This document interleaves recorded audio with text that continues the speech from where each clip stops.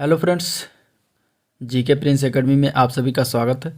तो हम लोग इस वीडियो में बात करेंगे जीएस दृष्टि घटना चक्र के चित्रात्मक प्रस्तुति का ये चौथा अंक, और चौथे अंक में होगा इस पार्ट में सामान्य विज्ञान। ठीक है, तो इसमें सामान्य विज्ञान में हम लोग आज इस वीडियो में बात करेंगे जीव विज्ञान के बारे में, जो कि इसमें हम देखेंगे सामान्य परिचय, वर्गीकी, कोशिका, आनुवांशिकता, जैव उर्वरक, और इसके बाद कंकाल एवं मांसपेशीय तंत्र है, पाचन तंत्र है, विटामिन एवं पोषण है, श्वसन तंत्र है, परिसंचरण तंत्र है, उत्सर्जन तंत्र है, तंत्रिका तंत्र है, अंतःस्रावी तंत्र है, जनन एवं भ्रूणीय विकास देखेंगे, प्रकाश संश्लेषण, पादप और प्रमुख रोग।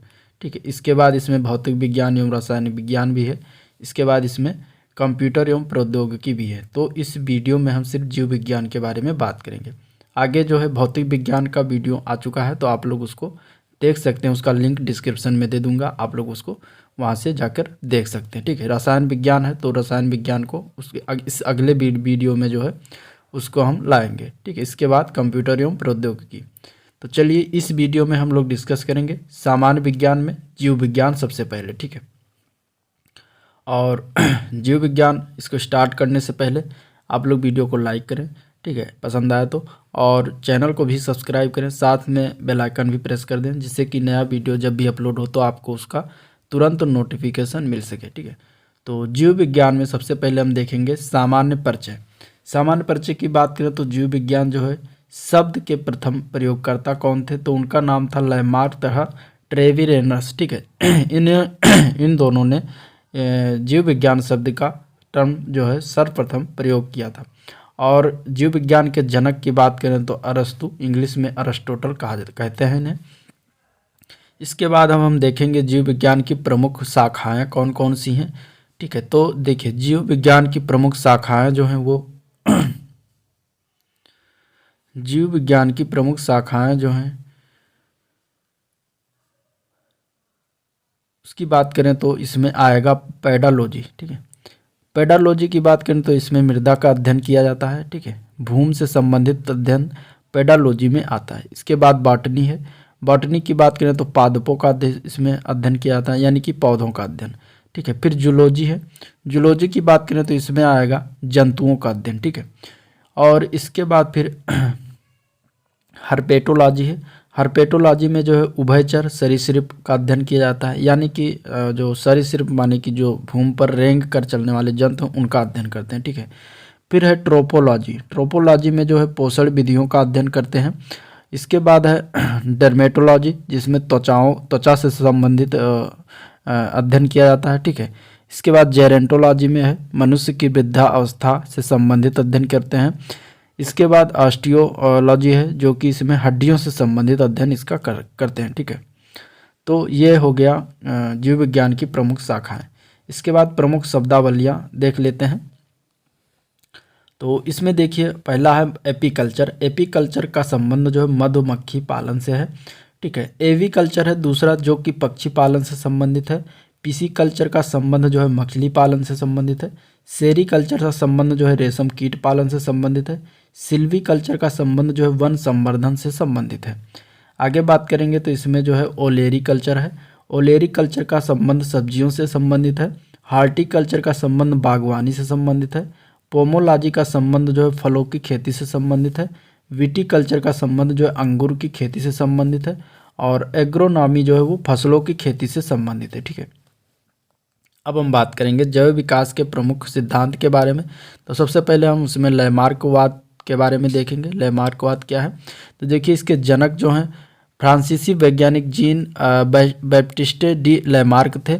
उन्हीं के नाम पर ये लैमार्कवाद रखा गया। इनकी पुस्तक का नाम है फिलॉसफी जूलॉजिक। फिलॉसफी जूलॉजिक जो है लैमार्क की पुस्तक का नाम है। अन्य नाम है उपार्जित लक्षणों की वंशागति का सिद्धांत। ठीक है, उदाहरण की बात करें तो जिराफ की गर्दन का लंबा होना और सांप के पैर का गायब हो जाना, ये दोनों इस लैमार्कवाद के उदाहरण हैं। तो ये दोनों आपको उदाहरण जरूर याद रखना है, एग्जाम्पल जरूर याद रखना है।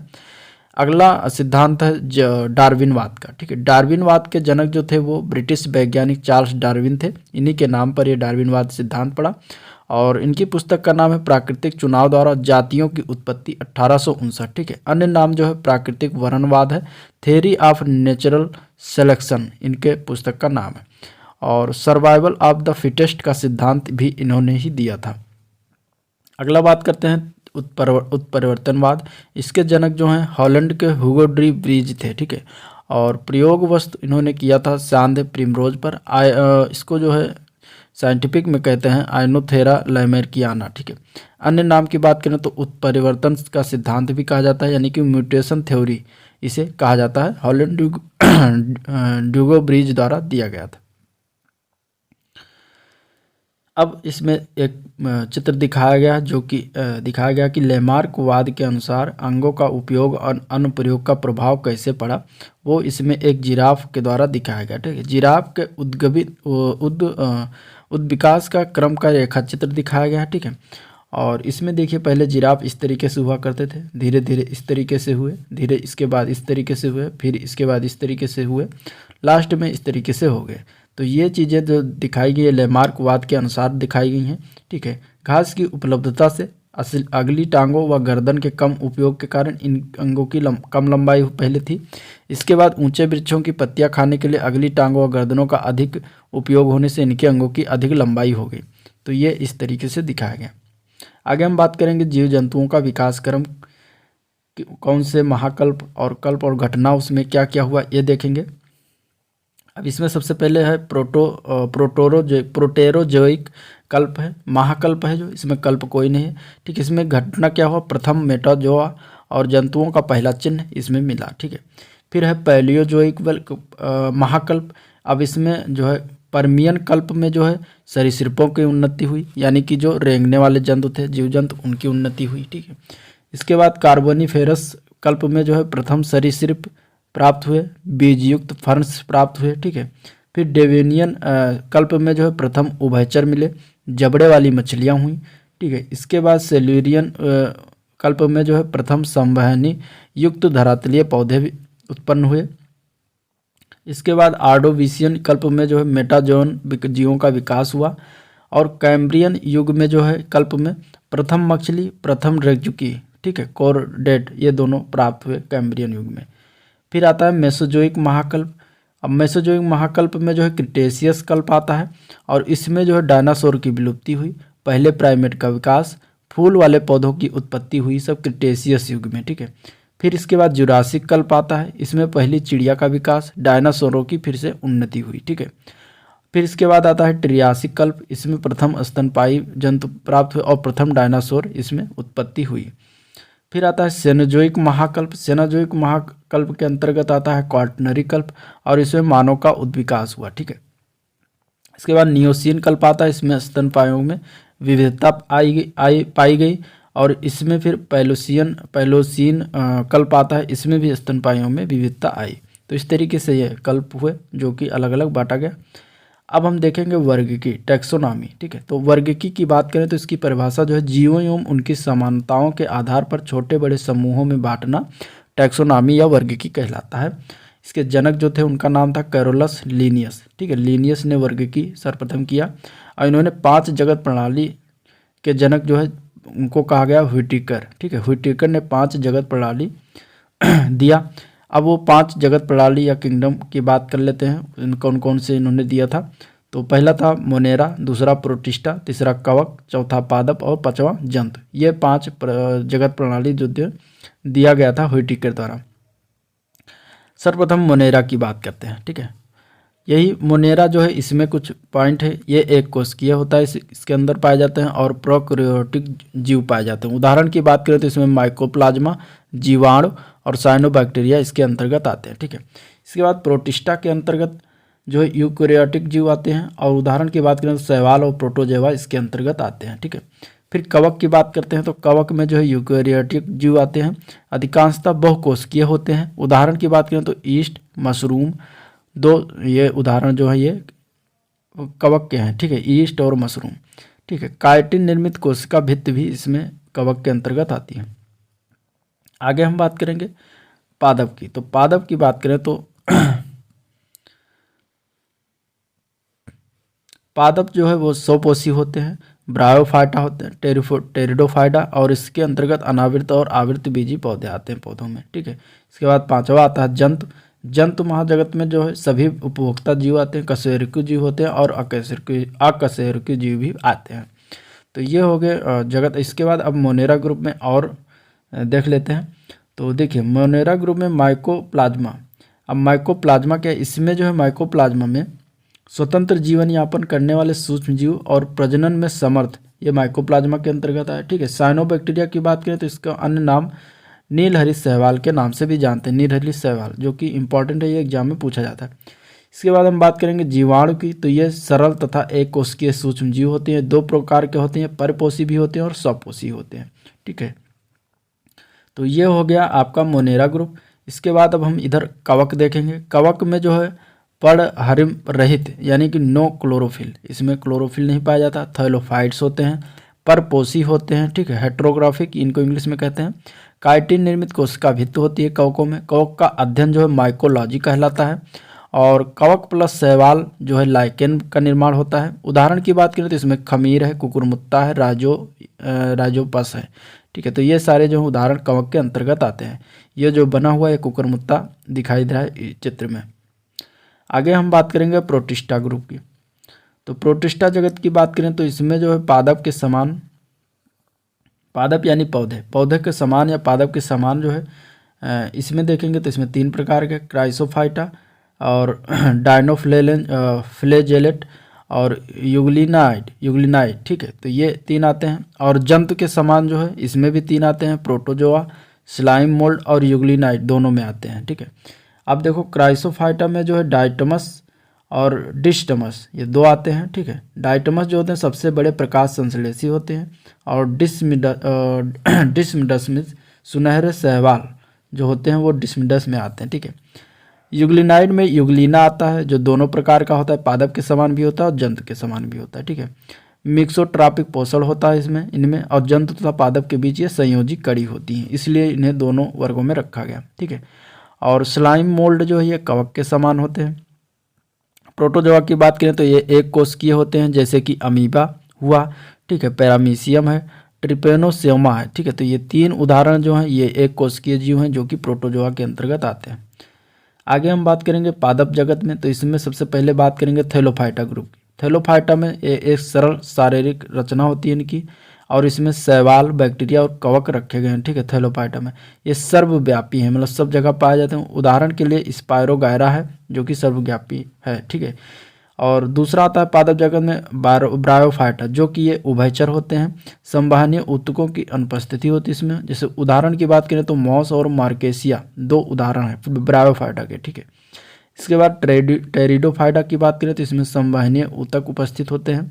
उदाहरण की बात करें तो इसमें फर्न है, हार्सटेल है और मार्सिलिया, ये 3 उदाहरण हैं जो कि टेरिडोफाइटा के हैं। ठीक है, अगला बात करते हैं जिम्नोस्पर्म की। तो जिम्नो मीन्स होता है नग्न और स्पर्मा मीन्स बीज। ठीक है, तो इसमें जो है बहुवर्षीय एवं सदाबहार चीज़ें आती हैं। उदाहरण के लिए पाइनस और साइकस, ये 2 उदाहरण जो है जिम्नोस्पर्म के हैं।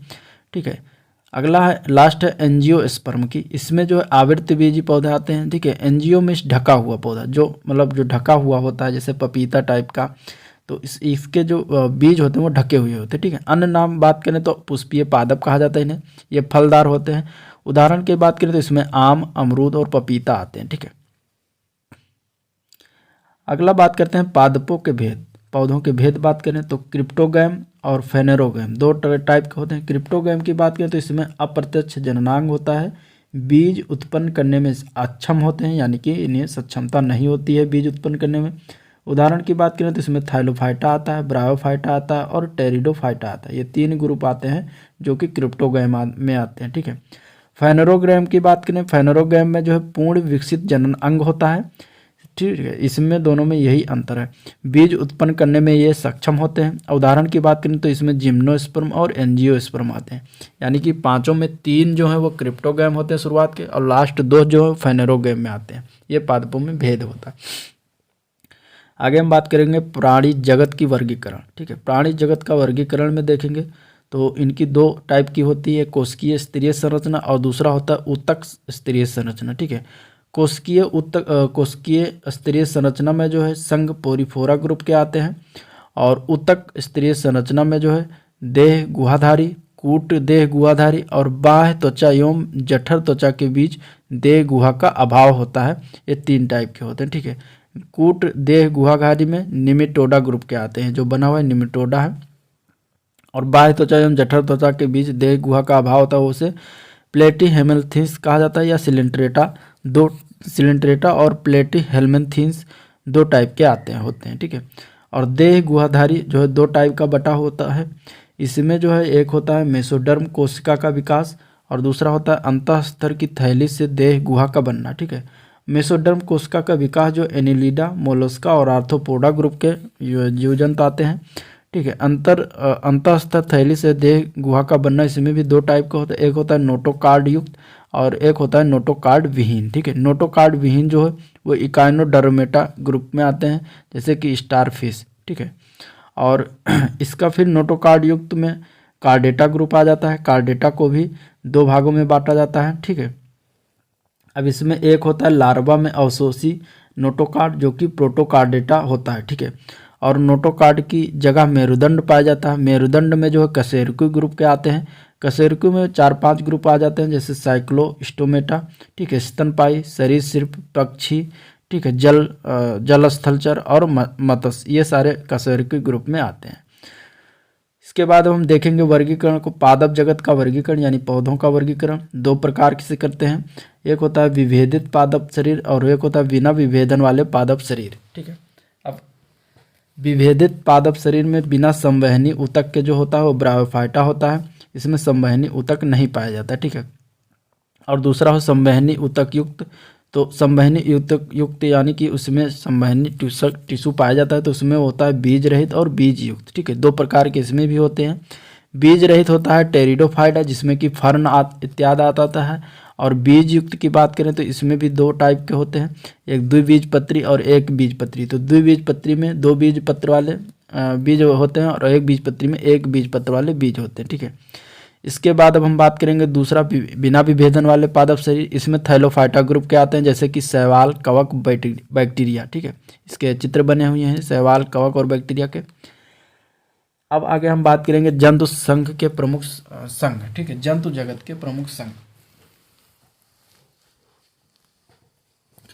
जंतु जगत के प्रमुख संघ की बात करेंगे तो इसमें 2 ग्रुप की बात करेंगे, ठीक है। पहला है पोरीफोरा और दूसरा है सिलेंट्रेटा, ठीक है। पोरीफेरा को छिद्रधारक हिंदी में कहते हैं। अब इसमें इसका जो है असंख्य छिद्रयुक्त शरीर होता है। शरीर में स्पंज गुहा होता है, अन्य नाम उसका होता है स्पंज, ठीक है। उदाहरण की बात करें तो साइकॉन और स्पंजिला, ये 2 उदाहरण जो है ये पोरीफोरा ग्रुप के होते हैं, ठीक है। अब दूसरा है सिलेंट्रेटा या निडेरिया ग्रुप। ये जलीय जंतु होते हैं। भोजन पकड़ने हेतु तो मुख के चारों ओर धागे जैसी संरचनाएं होती हैं, जिन्हें टेंटेकल्स कहते हैं, ठीक है। उदाहरण की बात करें तो मूंगा है, हाइड्रा है, जेलीफिश और सी एनीमोन है, ठीक है। नीचे देखिए ये बना हुआ है चित्र। तो मूंगा, हाइड्रा, जेलीफिश, सी एनीमोन जो सिलेंट्रेटा ग्रुप में आते हैं, रखे गए हैं। तो ये आपको याद रखना है। अगला बात करते हैं जंतु जगत के प्रमुख संघ और तीसरा नंबर है टीनोफोरा, ठीक है। टीनोफोरा जो है वो ये सिलेंट्रेटा से गहन संबंध होता है इनका, ठीक है। कंघी जैसे चलांग होता है इनका। अधिकांशतः ये पारदर्शी होते हैं। उदाहरण की बात करें समुद्री अखरोट और काम्ब जेली, 2 उदाहरण होते हैं जो टीनोफोरा ग्रुप में आते हैं, ठीक है। चौथा ग्रुप की बात करें तो प्लेटीहेल्मिन्थीज होता है और इसका जो इसमें देह गुहा रहित 3 स्तरीय शरीर होता है, चपटा शरीर होता है, उभयलिंगी होते हैं, अविकसित पाचन तंत्र होता है इनका। उत्सर्जन हेतु फ्लेम कोशिका होती है। उदाहरण की बात करें तो प्लेनेरिया और लीवर फ्लूक, ये 2 जो उदाहरण प्लेटीहेल्मिन्थीज के अंतर्गत आते हैं, ठीक है। अगला पांचवा है एस्केल्मिन्थीज, ठीक है। एस्केहेल्मिन्थीज की बात करें तो ये लंबे, बेलनाकार, अखंडित क्रीम टाइप के होते हैं, ठीक है। अस्पष्ट आहार नाल होता है, नर छोटा, मादा बड़ी होती हैं, ठीक है। उत्सर्जन इनका प्रोटोनफ्रीडिया द्वारा होता है। एक लिंगी एवं आंतरिक निषेचन इनमें होता है, ठीक। उदाहरण की बात करें तो एस्केरिस यानी कि गोल क्रीम, थ्रेडवर्म और उचरेरिया फाइलेरिया का क्रिम जो होता है, ये सारे जो है इस ग्रुप में आते हैं। ठीक है, इसके बाद छठवां ग्रुप है एनिलिडा ग्रुप का। इसमें जो है लंबा द्विपार्श्व और सममित व कई खंडों में बटा शरीर होता है। उत्सर्जन हेतु वृक्क होता है। काइटिन से बने सीटी द्वारा प्रचलन होता है इनका। सामान्यतः त्वचा द्वारा शोषण किया जाता है। एक लिंगी एवं उभयलिंगी दोनों होते हैं। इनमें बात करें तो केंचुआ है, जोंक है और नेरिस है, ये तीनों जो है एनिलिडा ग्रुप के होते हैं। ठीक है, केंचुआ और जोंक को आप लोग जानते ही होंगे। तो ये सारे जो है एनिलिडा ग्रुप में आते हैं। अगला बात करते हैं सातवां, तो आर्थ्रोपोडा। आर्थ्रोपोडा जो है ये इसकी बात करते हैं तो आर्थ्रोपोडा की। तो आर्थ्रोपोडा जो है जंतु जगत का सबसे बड़ा संघ होता है। इसमें तीन भागों में विभक्त शरीर होता है। पहला सर, वक्ष और उदर। ठीक है, खुला परिसंचरण तंत्र होता है। संधियुक्त पाद होता है। ठीक है, उदाहरण की बात करें तो झींगा मछली, तितली और मक्खी, मकड़ी और बिच्छू आदि, ये सारे उदाहरण जो हैं आर्थ्रोपोडा ग्रुप के होते हैं। ठीक है, अगला है आठवां मोलस्का ग्रुप। मोलस्का ग्रुप की बात करें तो श्वसन हेतु गिल्स या टिनेडिया होता है इसमें। ठीक है, खुला परिसंचरण तंत्र होता है यानी ओपन सिस्टम होता है इसमें। उत्सर्जन हेतु गुर्दा का प्रयोग किया जाता है। कवच युक्त शरीर होता है इनका। रंगहीन इनका खून होता है। ठीक है, उदाहरण की बात करें तो सीपी है, घोंघा है और ऑक्टोपस है। ठीक है, ये सीपी है, ये घोंघा और ये ऑक्टोपस है। अगला बात करते हैं नाइन्थ है इकाइनोडर्मेटा। इकाइनोडर्मेटा के अंतर्गत जो है ये समुद्री जंतु होते हैं। कांटों वाली त्वचा होती है इनकी। पुनरुत्पादन की क्षमता होती है। ठीक है, उदाहरण की बात करें तो हेगफिश, स्टारफिश और ब्रिटिल स्टार आदि जो है ये इकाइनोडर्मेटा के अंतर्गत रखे गए हैं। ठीक है, कार्डेटा ग्रुप होता है 10वां। इसमें जो है नोटोकार्ड एवं क्लोम छिद्र उपस्थित होता है। नालदार तंत्रिका रज्जु होता है। ठीक है, उदाहरण की बात करें तो सभी कशेरुकी जंतु जितने भी हैं कशेरुकी जंतु वो सारे कार्डेटा ग्रुप में रखे गए हैं। अब बात करते हैं मत्स्य ग्रुप की। मत्स्य, ठीक है, ये है वर्टिब्रेटा संघ। वर्टिब्रेटा संघ में पहला हम देखेंगे मत्स्य। वर्टिब्रेटा संघ के अंतर्गत मत्स्य पहला आता है। इसमें इसका जो है शल्क युक्त त्वचा होती है। असमतापी होते हैं ये। द्विकक्षीय इनका हृदय होता है। अंडज जो होता है इसमें। ठीक है, उदाहरण की बात करें तो ट्यूना और रोहू मछली जो होती हैं ये उदाहरण इसमें आते हैं। ठीक है, दूसरा बात करते हैं तो साइक्लोस्टोमेटा। ठीक है, वर्टिब्रेटा संघ में साइक्लोस्टोमेटा दूसरा ग्रुप है और इसमें इसकी बात करें तो जबड़े रहित ये कशेरुकी होते हैं। जबड़े इनमें नहीं होते हैं। ठीक है, ईल के आकार का शरीर होता है। सल्क रहित चिकनी त्वचा होती है इनकी। उदाहरण की बात करें तो लैम्प्रे और हे मछली, ये दोनों जो है ये साइक्लोस्टोमेटा के अंतर्गत आते हैं जो कि ऊपर बनी हुई हैं। इसके बाद हम बात करेंगे तीसरा जो है थल स्थलचर यानी एम्फीबिया ग्रुप। इसमें जो है श्लेष्म ग्रंथियों युक्त त्वचा होती है। त्रिकक्षीय हृदय होते हैं। ठीक है, फेफड़े पाए जाते हैं इनमें। एक वृक्क होता है। जल एवं स्थल दोनों स्थानों पर इनका निवास होता है। उदाहरण के लिए मेंढक और टोड, ये दोनों जो है एम्फीबिया ग्रुप में आते हैं। अगला बात करते हैं तो चौथा है सरीसृप ग्रुप। सरीसृप जो है ये असमतापी होते हैं। ठीक है, इनका समान तापमान नहीं होता है। शल्क युक्त होते हैं और इनमें भी त्रिकक्षीय हृदय पाए जाते हैं। ठीक है, कठोर कवच युक्त अंडे होते हैं इनके। उदाहरण की बात करें तो कछुआ हुआ, इसमें सांप है, छिपकली है, मगरमच्छ आदि, ये सारे सरीसृप ग्रुप में आते हैं। ठीक है, पांचवा बात करते हैं तो पक्षी है। पक्षी जो है समतापी होते हैं। इनका तापमान समान होता है और ये चार कक्षीय इनका हृदय पाया जाता है इनमें। ठीक है, परों से ढका शरीर होता है। उदाहरण के लिए बात करें तो सभी पक्षियां जो है इनमें इनके अंतर्गत आती हैं। छठा बात करते हैं स्तनपाई जो है ये समतापी होते हैं। ठीक है, इनका भी चार कक्षीय हृदय होता है। दुग्ध ग्रंथियां इनमें पाई जाती हैं। शिशुओं को ये जन्म देती हैं। ठीक है, उदाहरण की बात करें तो चूहा हुआ, मनुष्य है, चमगादड़ है, सारे जो है स्तनपाई के अंतर्गत आते हैं। तो वर्टिब्रेटा संघ को 6 पार्ट में बांटा गया और 6 पार्ट को आपको जानना जरूरी है। ठीक है, पहला है मत्स्य, दूसरा है साइक्लोस्टोमेटा, तीसरा है स्थल जलचर यानी कि अम्फेबिया ग्रुप, चौथा है सरीसृप, पांचवा है पक्षी और छठा है स्तनपाई। आगे हम बात करेंगे मछलियों के नाम से समानता रखने वाले भिन्न जीव। ठीक है, कुछ जीव ऐसे हैं जो मछलियों के नाम से समान नाम का रखा गया है तो उनसे भिन्न जीव। ठीक है, अब हम नाम देखेंगे और उनसे संबंधित संघ देखेंगे। तो पहला बात करते हैं जेलीफिश। जेलीफिश जो है वो नाइडेरिया या निडेरिया ग्रुप संघ के होते हैं, ठीक है। स्टार फिश की बात करें तो स्टार फिश जो है इकाइनोडर्मेटा ग्रुप का होता है। सिल्वर फिश की बात करें तो ये आर्थ्रोपोडा ग्रुप में आता है। कटल फिश की बात करें तो ये मोलस्का ग्रुप में आता है, ठीक है। इसके बाद अब हम हेग फिश की बात करें, हेग फिश जो है ये साइक्लोस्टोमेटा ग्रुप में आता है, ठीक है। डेविल फिश की बात करें तो मोलस्का ग्रुप में आता है। क्रे फिश की बात करें तो ये आर्थ्रोपोडा ग्रुप में आता है। रेजर फिश की बात करें तो ये मोलस्का ग्रुप में आता है, ठीक है। इसके बाद अब हम बात करेंगे विभिन्न नामों वाली वास्तविक मछलियाँ कौन कौन सी हैं, जो कि उनके नाम हैं और वो वास्तविक मछली हैं, ठीक है। तो देखिए इसमें जो है फ्लाइंग फिश ये मछली है, ठीक है। पाइप फिश मछली होती हैं। पैडल फिश मछली होती हैं, ठीक है। समुद्री घोड़ा ये भी मछली होती हैं। डॉग फिश ये भी मछली होती हैं। कैट फिश ये भी मछली होती हैं। ग्लोब फिश ये भी मछली होती हैं और गोल्ड फिश ये भी मछली होती हैं। ये भी नामों वाली हैं लेकिन ये वास्तविक मछली हैं, ठीक है। बाकी इधर जो अभी संघ का नाम लिया गया ये सारी मछली नहीं है, बल्कि वो अलग अलग ग्रुप की अलग अलग जानवर हैं, उनका नाम मछलियों जैसा जुड़ा हुआ है बस। तो आप लोग को यह ध्यान देना है। अब कुछ सरीसृपों से जुड़े महत्वपूर्ण तथ्य देख लेते हैं कौन कौन से हैं, ठीक है। तो देखिए सरीसृपों में घोंसला बनाने वाला सांप कौन सा है, ठीक है। तो देखिए इसका नाम है किंग कोबरा। किंग कोबरा जो है वो घोंसला बनाता है, ठीक है। विश्व की एकमात्र छिपकली जो जहरीली होती है उसका नाम है गीला मॉन्स्टर, जो कि इसको हिलोडर्मा भी कहते हैं, ठीक है। संसार का सबसे जहरीला सांप का नाम क्या है, तो हाइड्रोफिश नामक समुद्री सांप है जो कि सबसे जहरीला सांप है। जमीन पर रहने वाला सबसे जहरीला सांप का नाम क्या है, तो उसका नाम है इनलैंड ताइपान, ठीक है। इनलैंड ताइपान जो है ताइपन जो है ये सबसे जहरीला सांप है जो कि ज़मीन पर रहने वाला है। बिल बनाने वाली छिपकली का नाम क्या है, तो उसका नाम है मेबुइया या स्किंक, ठीक है। ये कहा जाता है इसको। सरीसृपों का युग क्या कहलाता है, सरीसृपों का युग जो है मीसोजोइक युग कहलाता है। तो ये कुछ हुआ सरीसृपों से संबंधित उपयोगी परीक्षा उपयोगी तथ्य। अब देखते हैं पक्षी वर्ग से संबंधित परीक्षा उपयोगी तथ्य के बारे में। तो सबसे बड़ा जीवित पक्षी का नाम क्या है, तो वो है शुतुरमुर्ग, ठीक है। सबसे छोटा पक्षी का नाम क्या है, हमिंग बर्ड है।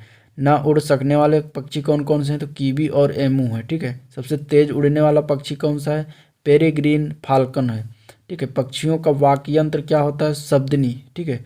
शब्दनी जो होता है वो पक्षियों का वाक्य यंत्र होता है। सबसे प्राचीन पक्षी क्या कौन है, तो आर्कियोटेरिस यानी कि जुरासिक युग जो है सबसे प्राचीन पक्षी युग है। अब आगे हम बात करेंगे परीक्षा की दृष्टि से और कुछ महत्वपूर्ण चीज़ें जान लेते हैं। तो देखिए इसमें बात करेंगे हम चार कक्षीय हृदय वाला सरीसृप कौन सा है, तो उसका नाम है मगरमच्छ, ठीक है। जो कि सरीसृप है और ये चार कक्षीय हृदय भी रखता है। अंडे देने वाले जो है स्तनपायी जीव कौन कौन से हैं, तो एक्डीना और प्लेटिपस ये दोनों अंडे देते हैं जो कि स्तनपायी जीव हैं, ठीक है। भारत की विशालतम मृग प्रजाति कौन सी है, तो वो है नीलगाय, ठीक है। इसके बाद उड़ने वाला स्तनपायी का नाम क्या है, चमगादड़ है, ठीक है। छह टांगों वाला जीव कौन क्या कहलाते हैं, तो ये कीट वर्ग में रखे जाते हैं छह टांगों वाले जीव। सफ़ेद रक्त वाला जीव कौन है, तो उसका नाम है तिलचट्टा, ठीक है। ठोस मूत्र उत्सर्जित करने वाला जीव का नाम क्या है, कंगारू चूहा, ठीक है। कुनैन किससे प्राप्त किया जाता है, सिनकोना के पेड़ की छाल से प्राप्त किया जाता है। मानव निर्मित अनाज है, तो ट्रिटिकेल है। गेहूं प्लस राई का मिलाकर ट्रिटिकेल का निर्माण किया गया जो कि ये मानव निर्मित अनाज है, ठीक है। नेचुरल नहीं हुआ ये। इसके बाद अफीम पोस्ता पौधे का कौन सा भाग होता है, पौधे का कौन सा भाग होता है, तो ये होता है अधपका फल। अफीम के पौधे से प्राप्त उत्पाद क्या है, तो अफीम के पौधे से जो है नोस्कापिन, मॉर्फिन और हेरोइन ये तीन चीज़ें उत्पादित की जाती हैं अफीम के पौधे से। आगे हम बात करेंगे जलीय स्तनपायी कौन कौन से हैं और उनका नाम क्या है, क्योंकि पूछ लिया जाता है एग्जाम में, ठीक है। तो देखिए जलीय स्तनपायी जो है ब्लू व्हेल है, पृथ्वी का विशालतम स्तनपायी है जो कि एक जलीय जल यानी कि समुद्र में पाया जाता है, ठीक है। इसके बाद स्पर्म व्हेल है जो कि विशालतम दांत वाली व्हेल मछली है, ठीक है। इसके बाद समुद्री शेर है जो कि जलीय स्तनपायी होता है। सील या फोका है जो कि जलीय स्तनपायी होता है, ठीक है। इसके बाद वालरस है जो कि ये भी जलीय स्तनपायी होता है। डॉल्फिन है ये भी स्तनपायी होता है और समुद्री गाय है। ये इतने सारे जो है स्तनपायी हैं और जल में रहते हैं। आगे हम बात करेंगे स्तनधारी की बात करेंगे, ठीक है। स्तनधारी में सबसे पहले आएगा प्रोटोथीरिया। प्रोटोथीरिया में जो है अंडे देने वाले स्तनधारी आते हैं। उदाहरण की बात करें तो एकिडीना और प्लेटिपस आते हैं, ठीक है। इसके बाद आता है यूथीरिया। यूथीरिया में जो है पूर्ण विकसित शिशु का जन्म लेने वाले लोग आते हैं, जैसे कि कुत्ता, गाय, मनुष्य आदि सब यूथीरिया ग्रुप में आते हैं। इसके बाद मेटाथीरिया की बात करेंगे तो मेटाथीरिया जो है ये इसमें अपरिपक्व बच्चों को जन्म दिया जाता है। मेटाथीरिया में विकसित होने तक ये मार्सुपियल थैली में बच्चों का रखरखाव इनका होता है। जैसे कि उदाहरण की बात करें तो ये कंगारू, ठीक है, कंगारू मेटाथीरिया ग्रुप में आता है। अब हम बात करेंगे जीवों का नामकरण की द्विनाम पद्धति किसके द्वारा, तो जनक इसके थे कैरुलस लिनियस द्वारा, ठीक है। लैटिन भाषा के दो शब्द हैं, एक्स जो होता है यानी कि एक्स वाई। अगर बात करें तो एक्स जो है वंश यानी कि जीनियस का सूचक होता है, और वाई जो है जात यानी स्पीसीज का सूचक होता है। यानी कि कोई भी चीज़ का जो अगर दो नाम है तो उसमें पहला अक्षर जो है वो होता है जीनस वंश का सूचक, और दूसरा जो है जात यानी स्पीसीज का सूचक। अब हम बात करेंगे कुछ जीवों के वैज्ञानिक नाम के बारे में, ठीक है। सबसे पहले हम उसमें देखेंगे मनुष्य का वैज्ञानिक नाम क्या है। तो मनुष्य का वैज्ञानिक नाम जो है होमोसेपियंस है, ठीक है, होमोसेपियंस। अब इसमें होमो जो है वो वंश का नाम होता है, सूचित करता है, और सेपियंस जो है वो जात या स्पीसीज सूचित करता है। गाय का वैज्ञानिक नाम की बात करें तो बॉस टॉरस है, बॉस टॉरस, ठीक है। बिल्ली का वैज्ञानिक नाम की बात करें तो फेलिस कैटस बिल्ली का वैज्ञानिक नाम है, ठीक है। कुत्ता के वैज्ञानिक नाम की बात करें तो कैनिस लुपस फैमिलियारिस, ठीक है, यह कुत्ते के वैज्ञानिक नाम है। घरेलू मक्खी की बात करें तो मस्का डोमेस्टिका मक्खी का वैज्ञानिक नाम है, ठीक है। शेर का वैज्ञानिक नाम तो पैंथेरा लियो जो है शेर का वैज्ञानिक नाम है, ठीक है। आम का वैज्ञानिक नाम मैंजीफेरा इंडिका है, आम का वैज्ञानिक नाम मैंजीफेरा इंडिका है, ठीक है। इसके बाद धान का वैज्ञानिक नाम तो ओराइजा सटेवा, ये जो होता है ये धान का वैज्ञानिक नाम होता है। इसके बाद गेहूं का वैज्ञानिक नाम तो गेहूं का वैज्ञानिक नाम जो है ट्रिटिकम एस्टिबियम होता है, ठीक है। चना का वैज्ञानिक नाम साइसर एरिटिनम होता है, ठीक है। इसके बाद मटर का वैज्ञानिक नाम जो पाइसम सेटेवियम होता है, ठीक है, सेटाइबम होता है, पाइसम सटाइबम, ये मटर का वैज्ञानिक नाम होता है। आगे हम बात करेंगे कोशिका के बारे में, ठीक है।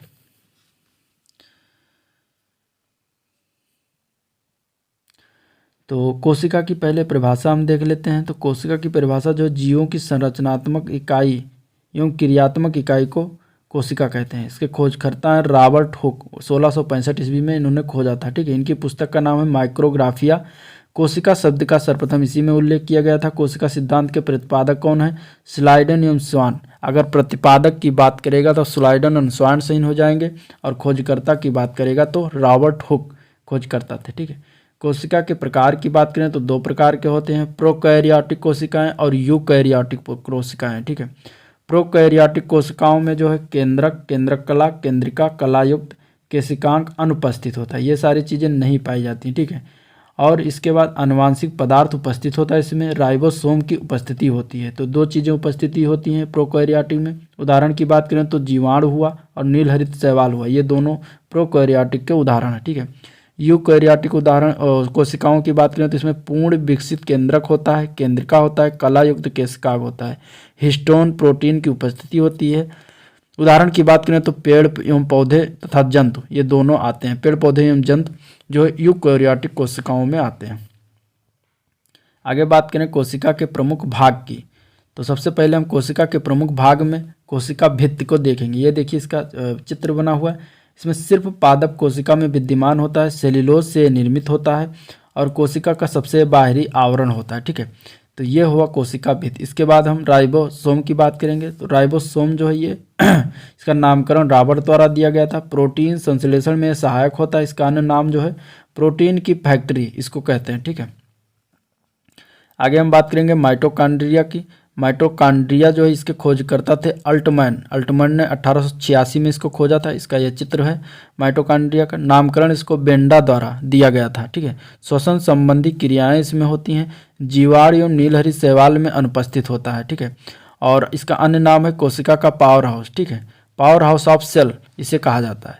क्रेब्स चक्र इसी से संपन्न होता है, इसी में संपन्न होता है। क्रेब्स चक्र पूछा जाता है किस में संपन्न होता है, तो माइटोकॉन्ड्रिया में संपन्न होता है। इसके बाद हम बात करेंगे अंतःप्रद्रव्ययी जालिका। अंतःप्रद्रव्ययी जालिका जो है राइबोसोम इसी से चिपके होते हैं और लिपिड संश्लेषण का मुख्य ये स्थल है। आगे बात करेंगे कोशिका के प्रमुख भाग में केंद्रक के बारे में। तो केंद्रक देखो, केंद्रक क्या ये चित्र है, इसके खोजकर्ता थे रॉबर्ट ब्राउन, 1831 में खोजा था और ये यूकेरियोटिक कोशिकाओं में उपस्थित होता है। आनुवांशिक पदार्थ डीएनए का ये स्रोत होता है केंद्रक, ठीक है। इसके बाद लाइसोसोम की बात करेंगे तो इसका अन्य नाम है आत्मघाती थैली, ठीक है, सुसाइडल बैग इसे कहा जाता है। खोजकर्ता थे डी डूबे। डी डूबे ने 1958 में इसे खोजा था। गाल्जी काय में इसका निर्माण होता है। स्तनधारियों में लाल रक्त कोशिकाओं में अनुपस्थित होता है, ठीक है। इसके बाद गाल्जी काय की बात करेंगे। गाल्जी काय जो है ये इसका चित्र है और इसके खोजकर्ता थे कैमिलो गाल्जी, इन्हीं के नाम पर गाल्जी काय रखा गया। इसका गाल्जी बॉडी या गाल्जी काय 1898 ईस्वी में इसे खोजा गया था। क्रियात्मक इकाई इसकी सिस्टनी होती है, ठीक है। अन्य नाम की बात करें तो गाल्जी उपकरण कोशिका के अणुओं का यातायात प्रबंधक इसे कहा जाता है। ग्लाइकोप्रोटीन या ग्लाइकोलिपिड का इसमें निर्माण होता है। आगे हम बात करेंगे लवक की, ठीक है। लवक जो है ये केवल पादपों में उपस्थित होता है हरित लवक के रूप में, ठीक है। खोजकर्ता थे हैकल, 1865 में इन्होंने खोजा था और ये उसका चित्र है लवक का। अब आगे हम बात करेंगे पादप कोशिका एवं जंतु कोशिका में अंतर क्या है उसके बारे में देखेंगे, ठीक है। तो देखिए अंग पादप कोशिका और जंतु कोशिका। तो कोशिका भित्त अंग है और ये पादप कोशिका में उपस्थित होता है जबकि जंतु कोशिका में अनुपस्थित होता है, ठीक है। लवक की बात करें तो ये पादप कोशिका में उपस्थित होता है जबकि जंतु कोशिकाओं में अनुपस्थित होता है।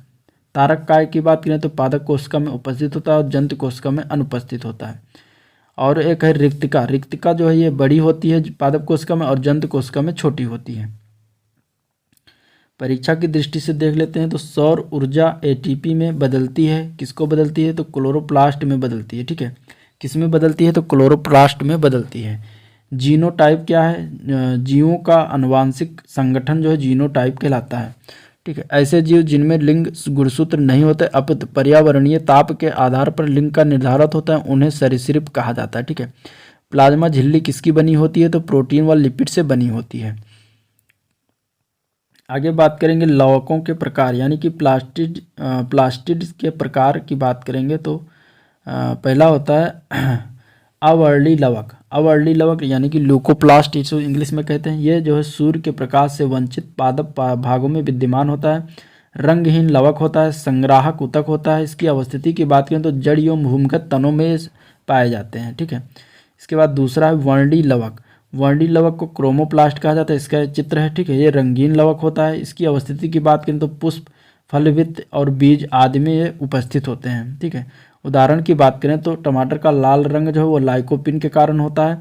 गाजर का रंग जो है कैरोटीन के कारण होता है। चुकंदर का रंग जो है बीटानिन के कारण होता है। पत्तियों का पीला रंग जो है कैरोटीन के कारण होता है।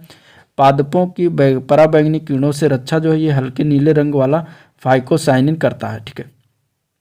इसके बाद अब हम बात करेंगे तीसरा हरित लवक की यानी कि क्लोरोप्लास्ट के बारे में। इसका ये चित्र है, ये हरा रंग का होता है। क्लोरोफिल इसमें उपस्थित होता है। प्रकाश संश्लेषण में सहायक होता है और ये कहाँ पर उपस्थित होता है तो ये पत्तियों में पाया जाता है।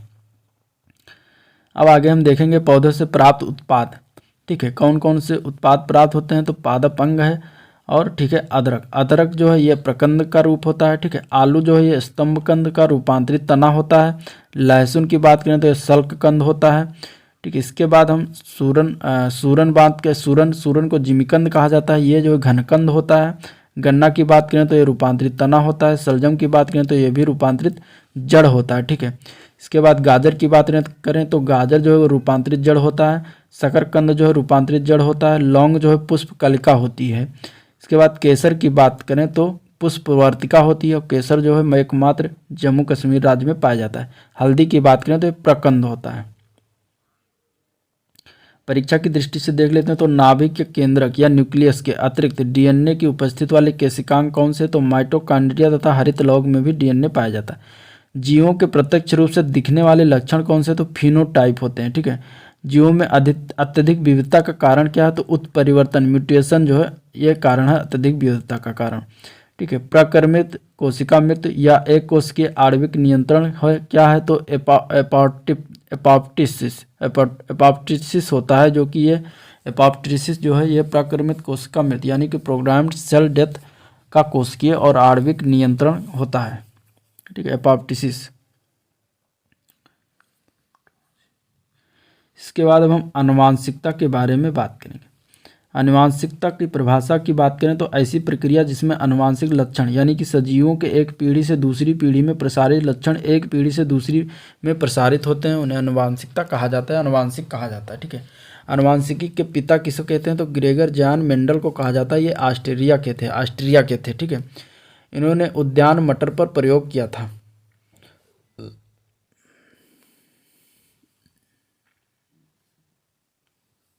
अब मेंडल द्वारा प्रतिपादित नियम देखेंगे तो इन्होंने प्रभाविता का नियम दिया, लॉ ऑफ डोमिनेंस का, स्वतंत्र अपव्यूहन का नियम दिया और पृथक्करण का नियम दिया था, ठीक है। इसका अन्य नाम युग्मकों की शुद्धता का नियम भी है, ठीक है। तो ये 3 नियम मेंडल द्वारा प्रतिपादित किया गया था, ठीक है। इसके बाद अब हम देखेंगे क्रोमोसोम गुणसूत्र के बारे में। देखिए, गुणसूत्र के खोजकर्ता जो थे इनका नाम था कार्ल विल्हम बोन नगीली, ठीक है। 1842 ईस्वी में इन्होंने गुणसूत्र की खोज किया था, यानी कि क्रोमोसोम का खोज किया था। और ये जो है आनुवांशिक लक्षणों को प्रसारित करने का माध्यम होता है, ठीक है। प्रजातियों में क्रोमोसोम की संख्या निश्चित व स्थिर होती है। नामकरण कर्ता कौन थे तो वाल्डेयर नामकरण इसका दिया था वाल्डेयर ने, ठीक है। इसमें न्यूक्लियो प्रोटीन होता है और ये जीन धारक होता है, ठीक है। इसके बाद हम बात करेंगे जीन की, ठीक है। तो जीन के बारे में बात करेंगे तो सबसे पहले हम देखेंगे नामकरणकर्ता की। तो इनको इसका नाम जो है विलियम जॉनसन द्वारा 1909 में दिया गया था, इसका नाम जीन, ठीक है। और जीनोम का चित्रण जो है ये जीनोम के सभी गुणसूत्रों का संरचनात्मक एवं प्रक्रियात्मक संगठन होता है। और इसका उत्परिवर्तन जो है अनुक्रम आधार के में परिवर्तन हुआ, फिर जीनोम में, इसके बाद जीनों का अनुक्रम हुआ, ठीक है। आनुवांशिकता की मूलभूत इकाई होती है जीन। आनुवांशिक लक्षण के धारण करने वाली क्रोमोसोम पर स्थित डीएनए से बनी अतिसूक्ष्म संरचनाएं होती हैं जिसको जीन कहा जाता है। इसके बाद हम जंपिंग जीन या प्लोमान जीन की बात करेंगे। तो इसके खोजकर्ता थे बारबरा मैकलिंटॉक, ठीक है। मैकलिंटॉक जो है ये यूएसए के थे। इन्हें नोबेल पुरस्कार 1983 में दिया गया था। इन्होंने खोज किया था इसका जंपिंग जीन का। सर्वप्रथम मक्का में प्रयोग किया गया था, ठीक है। और ये जो है ट्रांसपोजोन होता है जो कि कोशिकाओं में डीएनए के खंड से बनता है, ठीक है। ऐसे आनुवांशिक तत्व जो एक गुणसूत्र में एक स्थान से दूसरे स्थान में जाने में समर्थ होता है उसे जंपिंग जीन कहते हैं, ठीक है। अब इसके बाद आरएनए और डीएनए की बात करेंगे।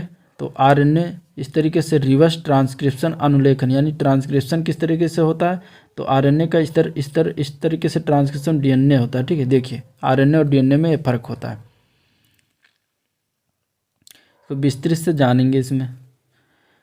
देखिए डीएनए जो है इसका डीऑक्सीराइबोस शर्करा इसका फुल फॉर्म है। खोजकर्ता थे इसके स्विस रसायन शास्त्री फ्रेडरिक मिसर, इन्होंने खोजा था 1869 ईस्वी में, ठीक है। कुंडलीकार विन्यास की खोज किसने किया था तो James Watson, Francis Crick, MHF Wilkinson और फ्रैंकलिन 1953 में इन्होंने मिलकर जो है कुंडलीकार विन्यास की खोज किया था, ठीक है। और ये जो कुंडली बना हुआ है ये किसका बना हुआ था, इसमें फास्फेट होता है, ठीक है। और इसमें न्यूक्लिक अम्ल पाया जाता है, ठीक है। नाइट्रोजनी बेस होता है, एडेनिन, ग्वानिन, थायमिन, साइटोसिन ये सारे इसमें पाए जाते हैं, ठीक है। प्रयोगशाला में सर्वप्रथम संश्लेषण जो है हरिगोविंद खुराना द्वारा किया गया था। तो ये था डीएनए के बारे में मोटी मोटी जानकारी। इसके बाद अब हम लोग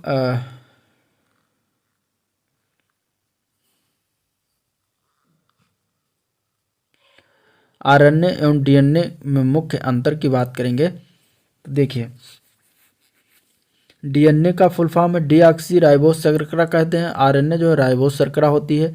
इसका बेस जो है एडेनिन, ग्वानिन, थायमिन और साइटोसिन होता है। इसका बेस जो है थायमिन के स्थान पर यूरोसिल लगा होता है, ठीक है। और स्थिति की बात करें तो मुख्यतः केंद्रक या कुछ मात्रा में माइटोकॉन्ड्रिया व हरितलौग में पाया जाता है। और इसके आरएनए की अवस्थिति की बात करें तो केंद्रक एवं केशिका द्रव ये दोनों में पाया जाता है।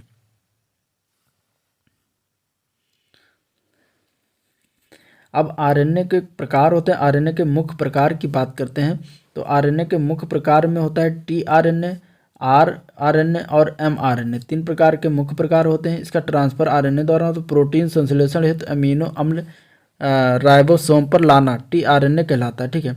आरएनए जो होता है प्रोटीन संश्लेषण में सहायक होता है, और ये जो है राइबोसोमल आरएनए कहते हैं इसको, ठीक है।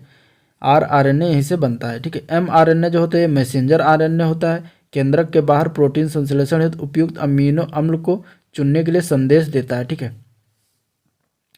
और ये डीएनए का फुल फॉर्म जो है डीऑक्सीराइबोन्यूक्लिक एसिड होता है, आरएनए का फुल फॉर्म राइबोन्यूक्लिक एसिड होता है। इसके बाद जैव उर्वरक की बात करेंगे तो जैव उर्वरक में जो है नाइट्रोजन स्थिरीकरण करने वाले जीवाणु, जड़, दलहनी पौधा, ठीक है, मुख्य दलहनी फसलें चना, मटर और सेम होती हैं, ठीक है, और अरहर होती हैं, ये मुख्य दलहनी फसलें होती हैं, ठीक है। ये नाइट्रोजन इसके बाद महत्वपूर्ण तथ्य देखेंगे। महत्वपूर्ण तथ्य की बात करें तो डीएनए में उपस्थित यौगिक दोनों अमीनो अम्ल नहीं बनाता। कौन नहीं बनाता? तो वो है टायरोसिन, ठीक है। डीएनए में मौजूद शर्करा है डीऑक्सीराइबोज, ठीक है। राइबोसोम होते हैं, आरएनए होते हैं राइबोसोम, ठीक है।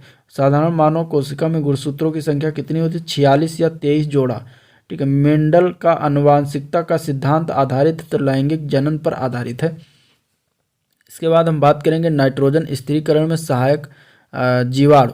तो जीवाणु की बात करें तो इसमें आएगा सोयाबीन फसल जो है ये राइजोबियम जैपोनिकम जीवाणु जो है ये नाइट्रोजन स्थिरीकरण में सहायक हो जीवाणु है, ठीक है। तिनपतिया घास में जो राइजोबियम ट्राइफोली जो है ये नाइट्रोजन स्थिरीकरण में सहायक है। लूसर्न घास में राइजोबियम मेलिलोती जो है ये नाइट्रोजन स्थिरीकरण में सहायक है। जलीय फर्न की बात करें तो एनाबीना एजोली जो है ये नाइट्रोजन स्थिरीकरण में सहायक है। इसके बाद गुन्नेरा मैक्रोफाइला की बात करें तो नोस्टेक मस्कोरम में जो है नाइट्रोजन स्थिरीकरण में सहायक है। आगे हम बात करेंगे जैव उर्वरक के बारे में। जैव उर्वरक जो है ये सूक्ष्म जीवों एवं जीवाणुओं से युक्त खाद होता है, पर्यावरण का हितैषी होता है, नाइट्रोजन तथा फास्फोरस की उपलब्धता होती है, खेतों में लाभकारी सूक्ष्म जीव इसमें होते हैं, ठीक है। जैव उर्वरकों के प्रकार की बात करें तो कंपोस्टिंग एक्सीलरेटर होता है जिसमें कि सेलुलोलिटिक और लिग्नोलिटिक होता है, ठीक है। 2 टाइप के होते हैं। पौधों की वृद्धि में प्रोत्साहन देने वाले राइजोबैक्टीरिया और सीडोमोनास पाया जाता है, ठीक है। नाइट्रोजन स्थिरीकरण की बात करें तो इसमें राइजोबियम एजेटोबैक्टर एजोस्पाइरलम, ठीक है, एजिटोबैक्टर, नीलहरी शैवाल, एजोला, ये सारे नाइट्रोजन स्थिरीकरण होते हैं। फास्फोरस घुलाने वाले कौन से होते हैं? बैसिलस, सीडोमोनास और एस्परजिलस, ये सारे फास्फोरस घुलाने वाले चीज़ें होती हैं। तो जैव उर्वरक के प्रकार हुए 4 प्रकार के होते हैं। आगे हम बात करेंगे नीलहरित शैवाल की। तो इसका अन्य नाम है साइनोबैक्टीरिया, ठीक है। नाइट्रोजन स्थिरीकरण में सहायक होता है, एजोला का सहचारी होता है, प्रोकैरियोटिक शैवाल होता है, ठीक है। प्लस इसके बाद एजोला का बात करेंगे तो ये जलीय फर्न होता है, दुधारू पशुओं को खिलाने पर दूध की मात्रा बढ़ जाती है, ठीक है। पत्तियों की पृष्ठीय सतह पर साइनोबैक्टीरिया यानी कि एनाबीना एजोली नाइट्रोजन स्थिरीकरण करता है, ठीक है। आगे नाइट्रोजन स्थिरीकरण से उपज क्षमता जो है बढ़ती है, या उपज क्षमता जो है नाइट्रोजन स्थिरीकरण से बढ़ती है, उसमें काम कौन करता है? नीलहरी शैवाल प्लस एजोला। आगे बात करेंगे कंकाल एवं मांसपेशी तंत्र के बारे में।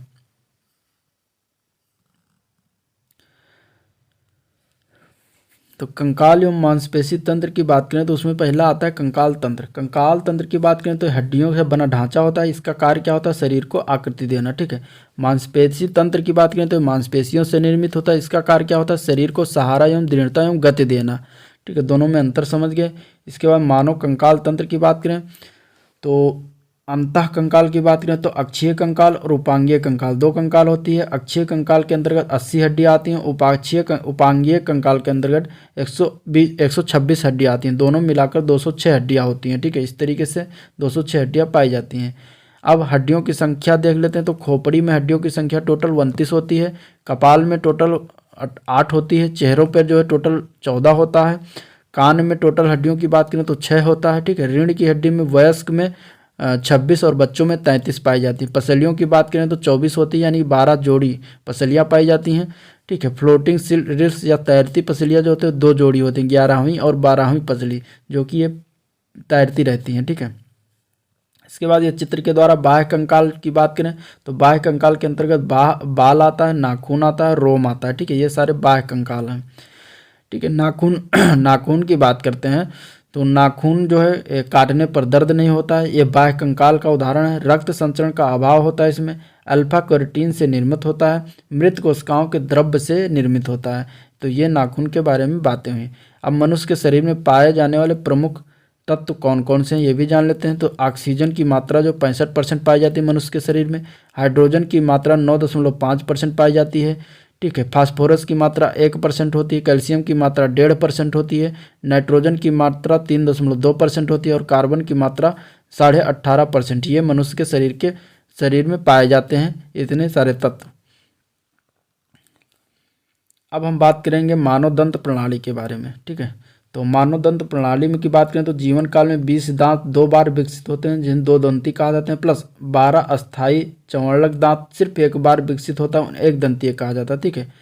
दंतवलक यानी कि enamel plus calcium phosphate plus calcium carbonate, ये तीनों मिलाकर ये दांत जो है बने होते हैं, ठीक है। अब देखिए इसमें कृंतक दांत इस टाइप का होता है, रदनक इस टाइप का होता है, अग्र चौवर्णक दांत इस टाइप का होता है, चौवर्णक दांत इस टाइप का होता है, ठीक है। इसके बाद हम बात करेंगे मनुष्य के पैर की हड्डियों के बारे में। देखिए जांघ की हड्डी ठोस हड्डी होती है, फीमर हड्डी जिसे कहा जाता है शरीर की सबसे बड़ी हड्डी होती है और सबसे भारी हड्डी होती है फीमर हड्डी, ठीक है, जो कि जांघ की हड्डी होती है। अब इसके बाद परीक्षा की दृष्टि से कुछ चीज़ें देख लेते हैं। तो कूल्हे के जोड़ का प्रतिस्थापन कहलाता है, तो कूल्हे के जोड़ का प्रतिस्थापन जो है आर्थोप्लास्टी कहलाता है, ठीक है।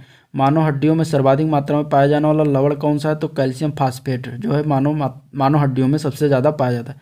अस्थि एवं दंत निर्माण हेतु आवश्यक तत्व कौन कौन से, तो कैल्शियम फास्फोरस और क्लोरीन, ये तीनों निर्माण हेतु आवश्यक तत्व हैं।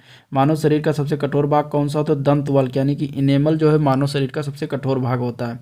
जबड़ा तथा कंठ के बीच जिह्वा के नीचे स्थित हड्डी का क्या नाम है, हाइओइड। हाइओइड जो है ये जबड़ा और कंठ के बीच जिह्वा के नीचे स्थित हड्डी का नाम है, ठीक है। गर्दन का पहला कशेरुक का नाम क्या है, एटलस कशेरुक।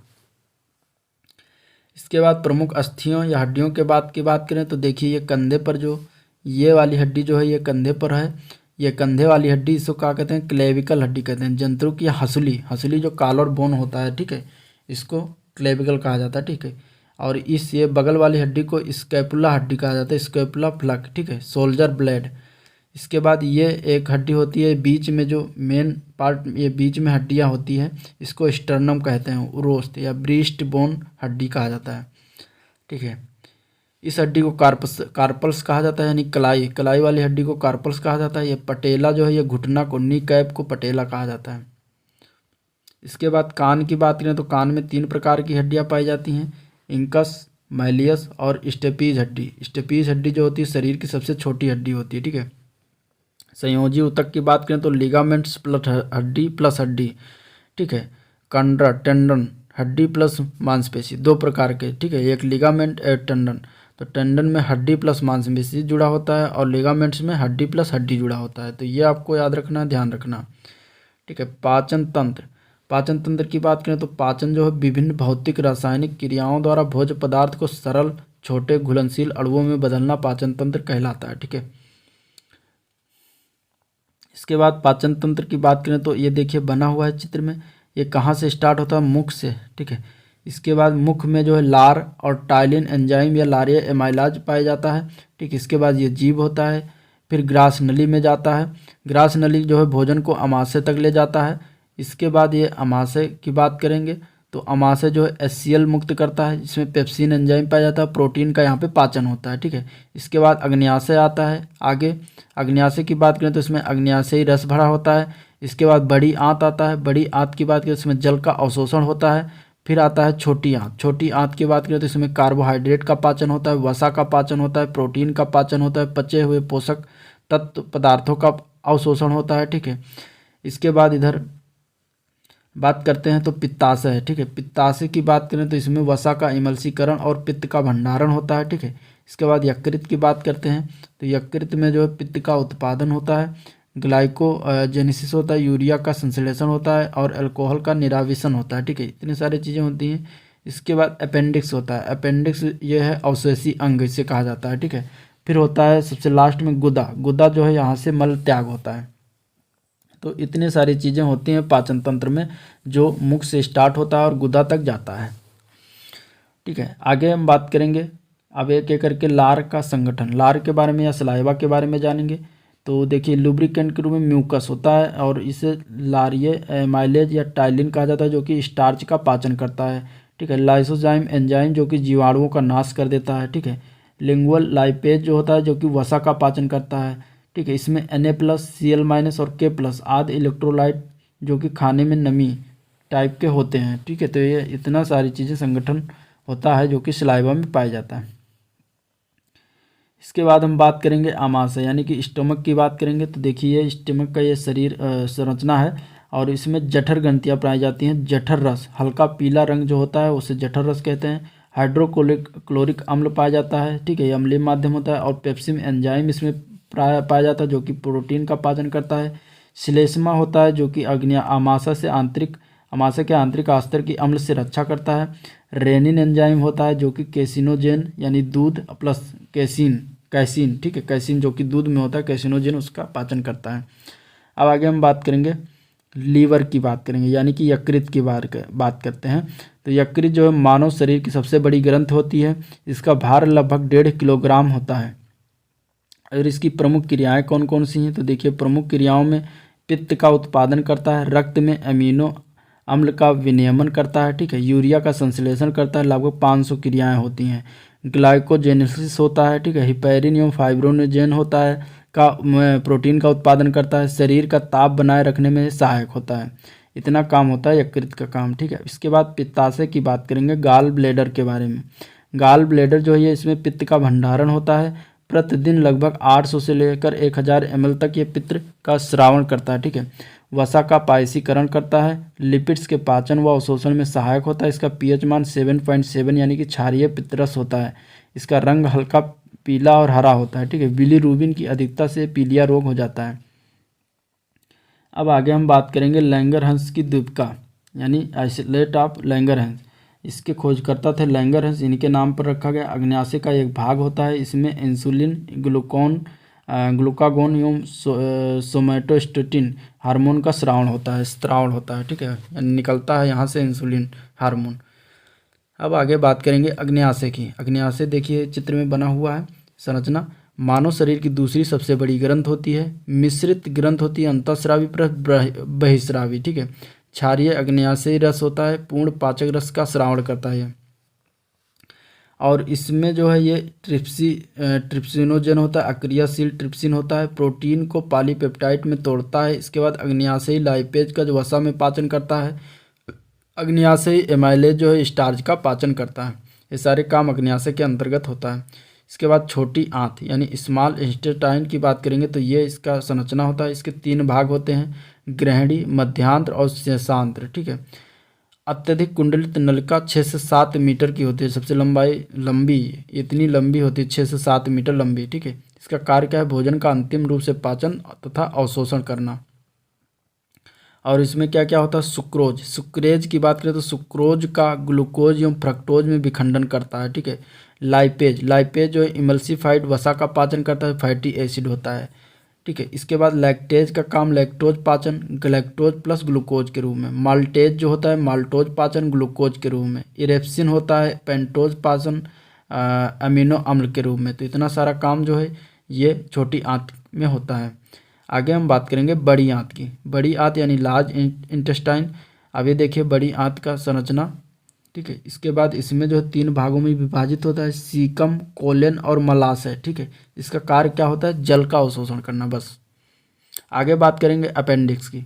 अपेंडिक्स की बात करें तो इसका अन्य नाम है कृमि रूप परिशेषिका होती है, अवशोषी अंग का उदाहरण है। ठीक है, ये होता है अपेंडिक्स और इसका बृहदात्र के सीकम से जुड़ा हुआ होता है। ये बस परीक्षा की दृष्टि से देख लेते हैं।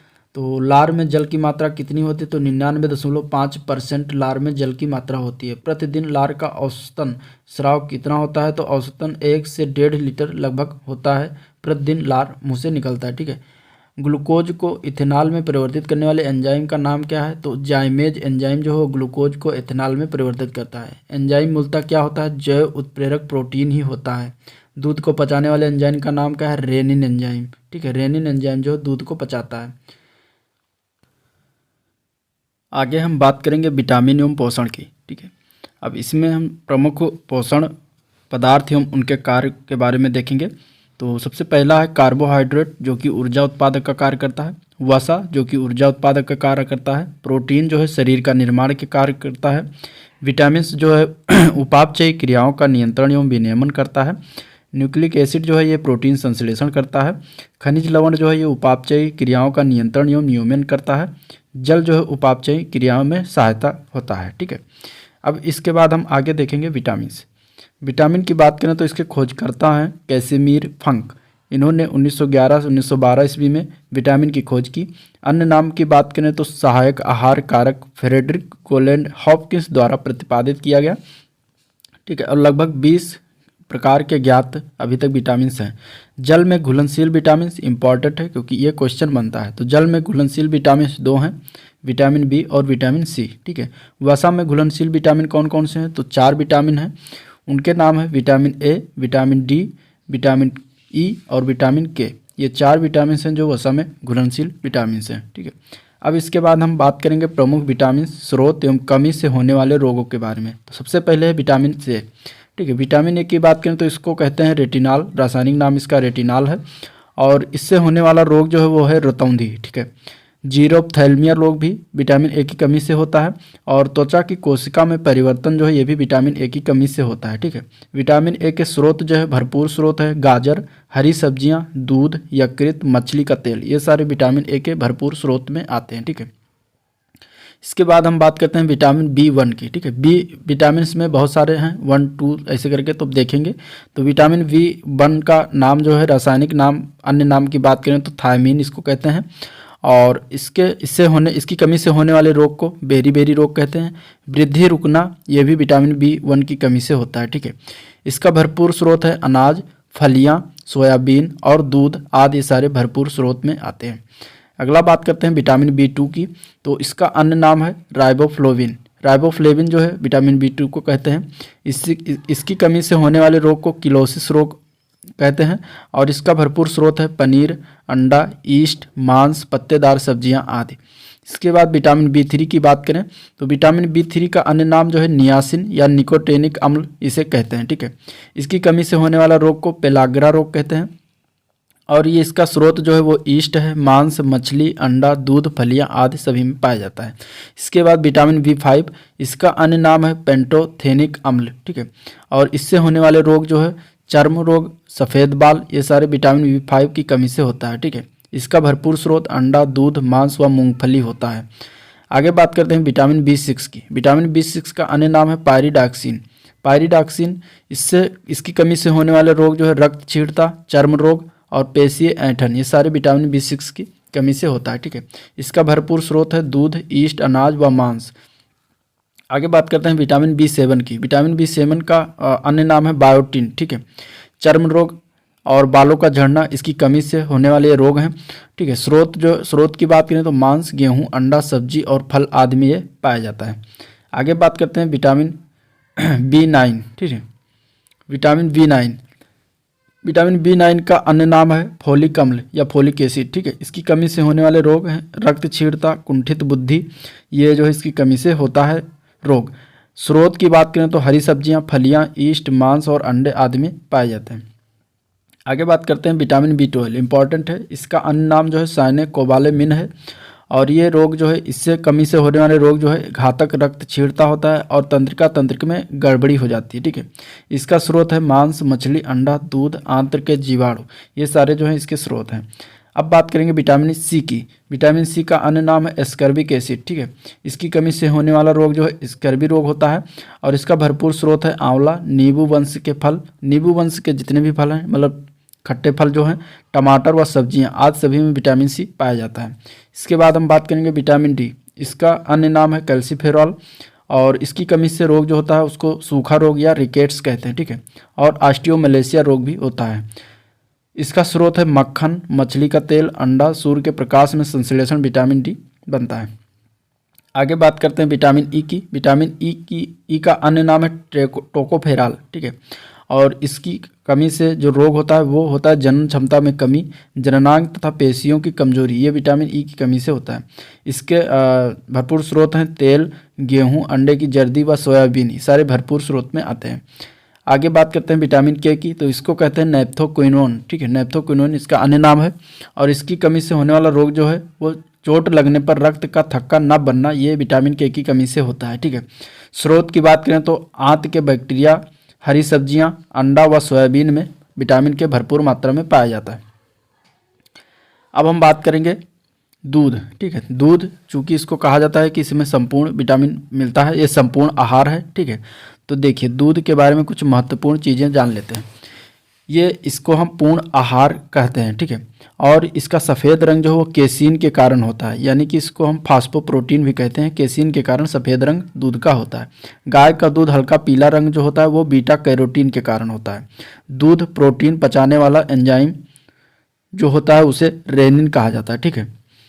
और इसके बाद दूध का खट्टापन जो होता है वो लैक्टोबैसिलस बैक्टीरिया के कारण दूध का खट्टापन आता है, ठीक है। लैक्टोज जो है वो लैक्टिक अम्ल में बदल जाता है। आगे बात करें संगठन जो है तो इसमें क्या क्या पाए जाते हैं, तो देखिए जल लगभग 87% होता है, वसा होता है, प्रोटीन होता है, कार्बोहाइड्रेट होता है, कैल्शियम होता है और पोटेशियम होता है। इतने सारे चीज़ें जो है वो दूध में पाई जाती हैं। इसके बाद अब हम बात करेंगे अमीनो अम्ल की, ठीक है। अमीनो अम्ल जो है ये केवल भोजन से प्राप्त होता है। अनिवार्य अमीनो अम्ल जो हैं ये हैं हिस्टाडीन, आइसोल्यूसिन, ल्यूसिन, लाइसिन, मैथियोनिन, ठीक है, फेनिल एलिनिन, ट्रिप्टोफैन और इसके बाद वेलिन और थ्रियोनिन, ये सारे जो हैं अमीनो अम्ल के नाम हैं, ठीक है। अब आगे हम बात करेंगे शरीर की कोशिकाओं में भी कुछ अमीनो अम्ल संश्लेषण होता है। तो अनिवार्य अमीनो अम्ल की बात करें तो glycine, serine, tyrosine, alanine, glutamic अम्ल, ग्लूटामिन, प्रोलीन और एस्पार्टिक अम्ल, ठीक है। इसके बाद एस्पैरेजिन और अर्जिनिन और सिस्टीन, ये सारे अमीनो अम्ल हैं। फिर अब ग्लूकोज बहुलक की बात करें तो ग्लूकोज बहुलक में सर्वप्रथम स्टार्च आता है, वनस्पति से प्राप्त होता है, आयोडीन की घोल से क्रिया करके नीला काला रंग देता है, ठीक है। पादप बीजों में एमाइलेज या एमाइलोपेक्टिन के रूप में ये उपस्थित होता है स्टार्च, ठीक है। इसके बाद सेल्यूलोज की बात करें तो वनस्पति से प्राप्त होता है, आयोडीन घोल से अपक्रिया नहीं करता है और कोशिका भित्ति का ये सेल्यूलोज जो है निर्माण करता है। आगे बात करते हैं वसीय अम्ल की। वसीय अम्ल जो है ये आवश्यक वसीय अम्लों का शरीर में संश्लेषण संभव नहीं होता है। ऊर्जा के स्रोत के रूप में वसीय अम्ल का प्रयोग किया जाता है और ये भोजन से प्राप्त अप्रयुक्त वसा जो है वो ट्राइग्लिसराइड होता है, जो कि बहुत ही खतरनाक होता है शरीर के लिए, ठीक है, मानव शरीर के लिए। और आवश्यक वसीय अम्ल की बात करें इसमें तो अल्फा लिनोलेनिक अम्ल है और लिनोलेइक अम्ल है, ठीक है। उदाहरण की बात करें तो ओमेगा 6 और अल्फा लिनोलेनिक अम्ल में जो है तिलहन, अलसी या तीसी में अधिकतम उपस्थिति होती है ये। उदाहरण की बात करें तो ओमेगा 3 फैटी एसिड, ठीक है। उपयोग जो इसका होता है रक्त नलिकाओं में वसा के जमाव में कमी करता है ओमेगा 3 फैटी एसिड। तो ये इस तरीके से हुआ। अब वसा के प्रकार की बात करें तो वसा जो है 3 प्रकार की होती है, ठीक है। 3 प्रकार में इसमें जो है पहला की बात करते हैं संतृप्त वसा, दूसरा है असंतृप्त वसा और तीसरा है ट्रांस वसा, ठीक है। 3 तरीके से वसा होती है। संतृप्त वसा की बात करें तो कम अवक्रियाशील होता है, इकहरा बंद यानी सिंगल बॉन्ड का होता है, स्वास्थ्य के लिए यह हानिकारक होता है और ये जैसे कि नारियल का तेल, ठीक है। असंतृप्त वसा की बात करें तो ये अधिक अपक्रियाशील होता है, कार्बन परमाणुओं के मध्य डबल बॉन्ड होता है, इसका अपघटन की तीव्र दर होती है इसमें, स्वास्थ्य के लिए ये लाभदायक है जैसे कि मछली का तेल, ठीक है। ट्रांस वसा की बात करें तो ये खराब LDL low density lipoprotein cholesterol के स्तर में वृद्धि करता है, ठीक है, हृदय वाहिका को क्षति करता है। और उदाहरण की बात करें तो पशु जनित वसा व हाइड्रोजनीकृत तेल में जो है ये एलडीएल पाया जाता है, जो कि बहुत ही हानिकारक होता है। आगे हम बात करते हैं कार्बोहाइड्रेट की, ठीक है। कार्बोहाइड्रेट जो है ये कार्बन, हाइड्रोजन और ऑक्सीजन के एक अनुपात 2:1 के अनुपात से मिलकर बना कार्बनिक पदार्थ होता है। प्रमुख कार्य इसका जो होता है वो शरीर को ऊर्जा प्रदान करना एवं ऊर्जा भंडार की तरह ये काम करना, ठीक है। 2 इसके प्रमुख कार्य हैं। इसके आगे हम बात करेंगे प्रोटीन की, ठीक है। प्रोटीन का नामकरण जो है जे मुल्डर द्वारा दिया गया था। खोजकर्ता इसके थे जे बर्जेलियस, ठीक है, इन्होंने प्रोटीन को खोजा था। निर्माण की ये बेसिक इकाई होती है और ये अमीनो अम्ल ही होता है बेसिकली। शरीर का लगभग 16% भाग प्रोटीन से निर्मित होता है। इसका कार्य की बात करें तो ऊर्जा उत्पादन, शरीर की वृद्धि एवं मरम्मत, कोशिका जीवद्रव्य एवं ऊतक का निर्माण इसका ये कार्य है, ठीक है। प्रोटीन को विकृत करते हैं एक्सरेज, भारी धातु लवण व ऊष्मा, ये सारे जो है प्रोटीन को विकृत कर देते हैं। कमी से होने वाले रोग तो क्वाशियोरकर और मेरस्मस 2 रोग होते हैं प्रोटीन की कमी से। ठीक है, प्रोटीन के प्रकार की अब बात करेंगे तो देखिए, सरल प्रोटीन केवल अमीनो अम्ल से निर्मित होता है, उदाहरण एल्ब्यूमिन, हिस्टोन, जो कि सरल प्रोटीन के उदाहरण है। ठीक है, प्रोटीन के प्रकार में व्युत्पन्न, दूसरा है व्युत्पन्न प्रोटीन जो कि प्राकृतिक प्रोटीन के जलीय अपघटन से निर्मित होता है, उदाहरण की बात करें तो पेप्टोन और पेप्टाइड। ठीक है, तीसरा है संयुग्मी प्रोटीन जो कि अमीनो अम्लों के साथ अन्य समूह से भी जुड़े हुए होते हैं, जैसे कि उदाहरण की बात करें तो क्रोमोप्रोटीन और ग्लाइकोप्रोटीन। अब परीक्षा की दृष्टि से महत्वपूर्ण कुछ चीज़ें देख लेते हैं। ठीक है, तो दूध को दही से बनाने वाले जीवाणु का नाम क्या है, तो लैक्टोबैसिलस उसको कहते हैं। ठीक है, कार्बोहाइड्रेट में पाए जाने वाले तत्व क्रमशः 1:2:1 अनुपात में कार्बन, हाइड्रोजन व ऑक्सीजन पाए जाते हैं। प्रोटीन का संयोजन इकाई क्या होता है, तो अमीनो अम्ल होता है। ठीक है, सींग, बाल, नाखून, खुर, त्वचा में उपस्थित प्रोटीन का नाम क्या है, तो अल्फा केरेटिन उसको कहते हैं। मस्तिष्क में एड्रीनलिन, डोपामाइन आदि न्यूरोट्रांसमीटर के निर्माण करने वाला प्रोटीन का नाम क्या है, टायरोसिन। ठीक है, और न्यूट्रिलास्यूटिकल्स उत्पाद हैं, तो ये जो है पोषण के साथ औषधीय गुण वाले खाद्य को न्यूट्रिलास्यूटिकल्स उत्पाद कहा जाता है। पॉलिश किए हुए चावल के उपयोग होने वाला रोग कौन सा होता है, तो वो होता है बेरी रोग। ठीक है, आगे बात करते हैं तो मिर्च में पाया जाने वाला कौन सा विटामिन है, तो मिर्च में विटामिन सी पाया जाता है। विटामिन ए मानव शरीर में संचित रहता है, तो विटामिन ए जो है वो यकृत में संचित रहता है। ठीक है, विटामिन ए का प्रचुरतम स्रोत क्या है, तो प्रचुरतम स्रोत आम है विटामिन ए का। सपनों को याद रखने में सहायक विटामिन का नाम क्या है, विटामिन B6। ठीक है, विटामिन ई का महत्वपूर्ण स्रोत क्या है, तो अंकुरित गेहूं का तेल जो होता है वो विटामिन ई का महत्वपूर्ण स्रोत होता है। वह विटामिन जिसे हार्मोन्स भी कहा जाता है उसका नाम क्या है, तो विटामिन डी है, जो कि जिसको हार्मोन भी कहते हैं, ये इंपॉर्टेंट है। ठीक है, जीवधारियों के लिए आवश्यक दीर्घ मात्रा है पोषक तत्व यानी कि माइक्रो न्यूट्रिएंट एलिमेंट्स कौन सा है, तो वो है potassium, sodium, magnesium, calcium, chlorine, sulphur और इतने सारे जो हैं ये जीवधारियों के लिए आवश्यक दीर्घ मात्रा में पोषक तत्व चाहिए। अब फास्फोरस के बारे में जान लेते हैं। फास्फोरस का स्रोत है दूध, पनीर, कलेजी, जई, हरी पत्तेदार सब्जियां आदि। इसका कार्य क्या होता है, तो हड्डियों एवं दांतों को दृढ़ता प्रदान करना यानी कि मजबूती प्रदान करना, शरीर में तरल पदार्थों के मध्य संरचनात्मक संतुलन बनाना, ये 2 कार्य फास्फोरस का होता है। आयोडीन की बात करें तो इसका महत्वपूर्ण स्रोत है आयोडीन नमक, समुद्री खरपतवार, मछली आदि में आयोडीन पाया जाता है। ठीक है, इसका कार्य होता है थायरॉक्सिन हार्मोन्स को के संश्लेषण हेतु ये आवश्यक होता है आयोडीन। ठीक है, इसके बाद मैग्नीशियम की बात करें तो इसका महत्वपूर्ण स्रोत है कद्दू के बीज, बादाम, पालक आदि। ठीक, इसका कार्य होता है तंत्रिका एवं पेशीय तंत्र की क्रिया हेतु आवश्यक और कैंसर से बचाव हेतु ये सहायक होता है। ठीक है, तांबा की बात करें तो ये मछलियाँ, यकृत और अनाज आदि में पाया जाता है और कार्य इसका क्या होता है, हीमोग्लोबिन संश्लेषण, अस्थि का निर्माण, इलेक्ट्रॉन संवाहक, ये तांबा का कार्य होता है। ठीक है, जस्ता की बात करें तो मछली और यकृत आदि इसके स्रोत होते हैं। इसका कार्य होता है इंसुलिन कार्य के हेतु आवश्यक होता है जस्ता। ठीक है, कोबाल्ट की बात करें तो मांस, मछली, जल आदि में उपस्थित होता है और इसका कार्य होता है आरबीसी संश्लेषण और विटामिन B12 का संश्लेषण, यानी कि विटामिन B12 की बात करें तो विटामिन B12 में कौन सा तत्व पाया जाता है, तो वो होता है कोबाल्ट, ये आपको याद रखना। और महत्वपूर्ण खनिज जो है पोटेशियम की बात करते हैं तो पोटेशियम का स्रोत जो है केला, खजूर, बीन्स और ब्रोकली आदि में पाया जाता है। इसका कार्य क्या होता है, तो पेशीय संकुचन, तंत्रिका आवेग का संचरण, शरीर में विद्युत अपघट्य का संतुलन करना, यह पोटेशियम का कार्य होता है। ठीक है, कैल्शियम का स्रोत है दूध, पनीर, अंडा, मछली, साबुत अन्न और रागी आदि। इसका कार्य होता है हड्डियों एवं दांतों को मजबूती प्रदान करना, रुधिर स्पंदन में सहायता, पेशीय संकुचन आदि इसका कार्य होता है। सोडियम की बात करें तो साधारण नमक, मछली, अंडा आदि में पाया जाता है। इसका कार्य होता है पेशीय संकुचन, शरीर में धनात्मक विद्युत अपघटक संतुलन करना, तंत्रिका आवेग का संचरण करना। ठीक है, लोहा की बात करें तो कलेजी, गुर्दा, सेब, पालक, हरी और सब्जियां आदि, अंडे का पीला भाग आदि में पाया जाता है। इसका कार्य होता है आरबीसी में हीमोग्लोबिन का निर्माण, ऊतकों में ऑक्सीकरण करना। अब हम बात करते हैं श्वसन तंत्र की। श्वसन तंत्र की बात करें तो इसके परिभाषा ऐसे सभी अंग जिनसे होकर वायु का आदान प्रदान होता है परिभाषा होता है श्वसन तंत्र कहलाता है। ठीक है, क्रियाएं क्या होती हैं, सांस लेना और श्वसन, इनका 2 क्रियाएं होती हैं। ठीक है, इसके बाद ये मानव फेफड़ा है, इसके बारे में हम देखेंगे फेफड़े के बारे में, इसमें क्या क्या होता है। ठीक है, तो बायां फेफड़ा छोटा मगर अधिक लंबा होता है। ठीक है, इसके बाद लगभग 15 करोड़ वायु कोष्ठक इसमें पाए जाते हैं। गैसों का आदान प्रदान फुफ्फुसीय श्वसन के द्वारा होता है। दाएं फेफड़ा अधिक बड़ा एवं चौड़ा होता है। ठीक है, फुफ्फुसा वरण या प्लूरल मेम्ब्रेन द्वारा सुरक्षित ये होता है। ठीक है, तो ये कुछ फेफड़े के बारे में आपको जानना जरूरी है। सांस लेने व श्वसन में क्या अंतर है ये देखेंगे। तो देखिए, सांस लेना एक जैव भौतिकीय प्रक्रिया होती है, जबकि श्वसन जो है जैव रासायनिक क्रिया होता है।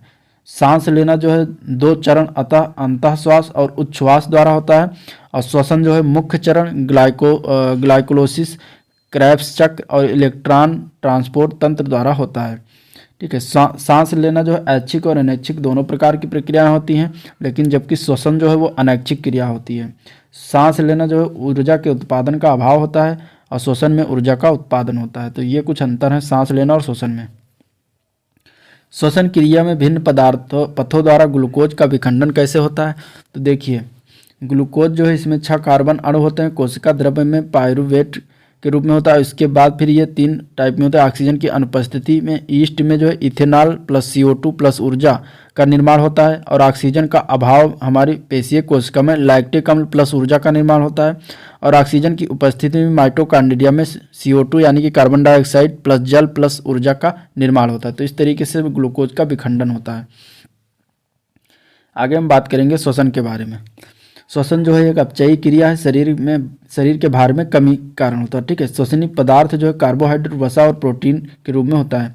श्वसन का क्रम जो है पहले कार्बोहाइड्रेट, फिर वसा, फिर अंत में प्रोटीन का श्वसन होता है। नियंत्रण इसका कहाँ से होता है, तो मस्तिष्क के मेडुला ऑब्लांगेटा द्वारा होता है। क्रेब्स चक्र की बात करें तो सर्वप्रथम इसका वर्णन जो है हेंस क्रेब द्वारा दिया गया। इसका अन्य नाम है साइट्रिक अम्ल चक्र या ट्राई कार्बोक्सिलिक चक्र। ठीक है, इसकी अवस्थिति जो होती है वो माइटोकॉन्ड्रिया में होती है, और इसका कार्य क्या है, ATP का उत्पादन और ऊर्जा उत्पादन करना, ये 2 कार्य होते हैं। इसके बाद मानव शरीर में रक्त प्रवाह की बात करेंगे। तो देखिए किस तरीके से रक्त प्रवाह होता है। ठीक है, देखिए फेफड़ा हुआ, और इसके बाद फेफड़ा से फुफ्फुसीय सिरा यानी कि पल्मोनरी वेन जुड़ा होता है, जो कि बायां अलिंद, हृदय के बाएं अलिंद से जुड़ा होता है। इसके बाद वो बायां नीले से होकर पूरे शरीर में जाता है, महाधमनी से होकर शरीर के विभिन्न भागों में जाता है। इसके बाद फिर वहाँ से इसके बाद दाहिना नीले यानी कि राइट वेंट्रिकल में आता है। इसके बाद वहाँ से दाहिना अलिंद हृदय के जाता है, और इसके बीच में त्रिबलिनी कपाट यानी कि वाल्व लगा होता है। ठीक है, तो और दाहिने अलिंद यानी राइट आर्टिकल से होकर ये फुफ्फुसीय धमनी में फिर दोबारा जाता है। तो इस तरीके से शरीर में रक्त प्रवाह होता है। ठीक है, ग्लाइकोलाइसिस की बात करें तो इसके खोजकर्ता हैं एम्बेडेन, मेयरहाफ और पार्सन, 3 लोगों ने मिलकर इसको खोज किया था। इसका अन्य नाम है EMP पथ, शर्करा किण्वन, अनाक्सी शोषण, 3 नाम है अन्य नाम।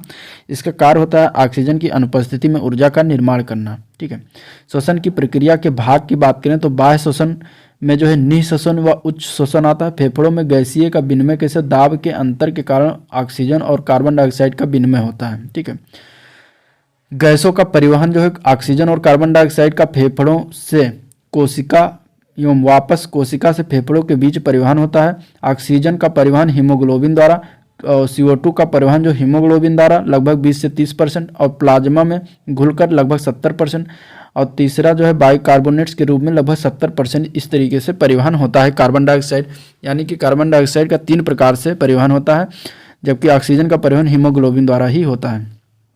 आंतरिक श्वसन की बात करें तो ऊतक, द्रव एवं रुधिर के मध्य गैसीय विनिमय का आदान प्रदान होता है।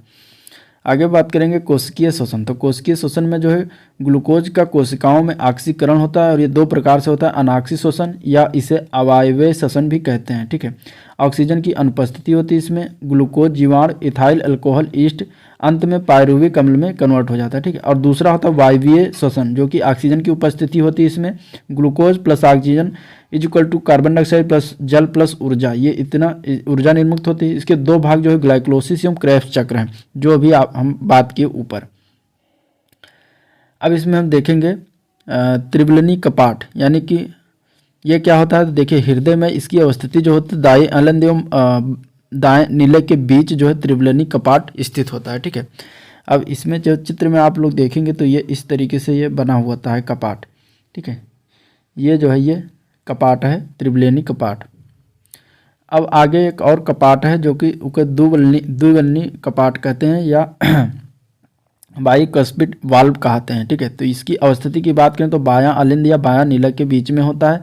अब ये देखिए इस तरीके से इसमें दिया गया है, ठीक है। ये वाइट कलर का ये जो है ये है द्विवल्नी कपाट, ठीक है।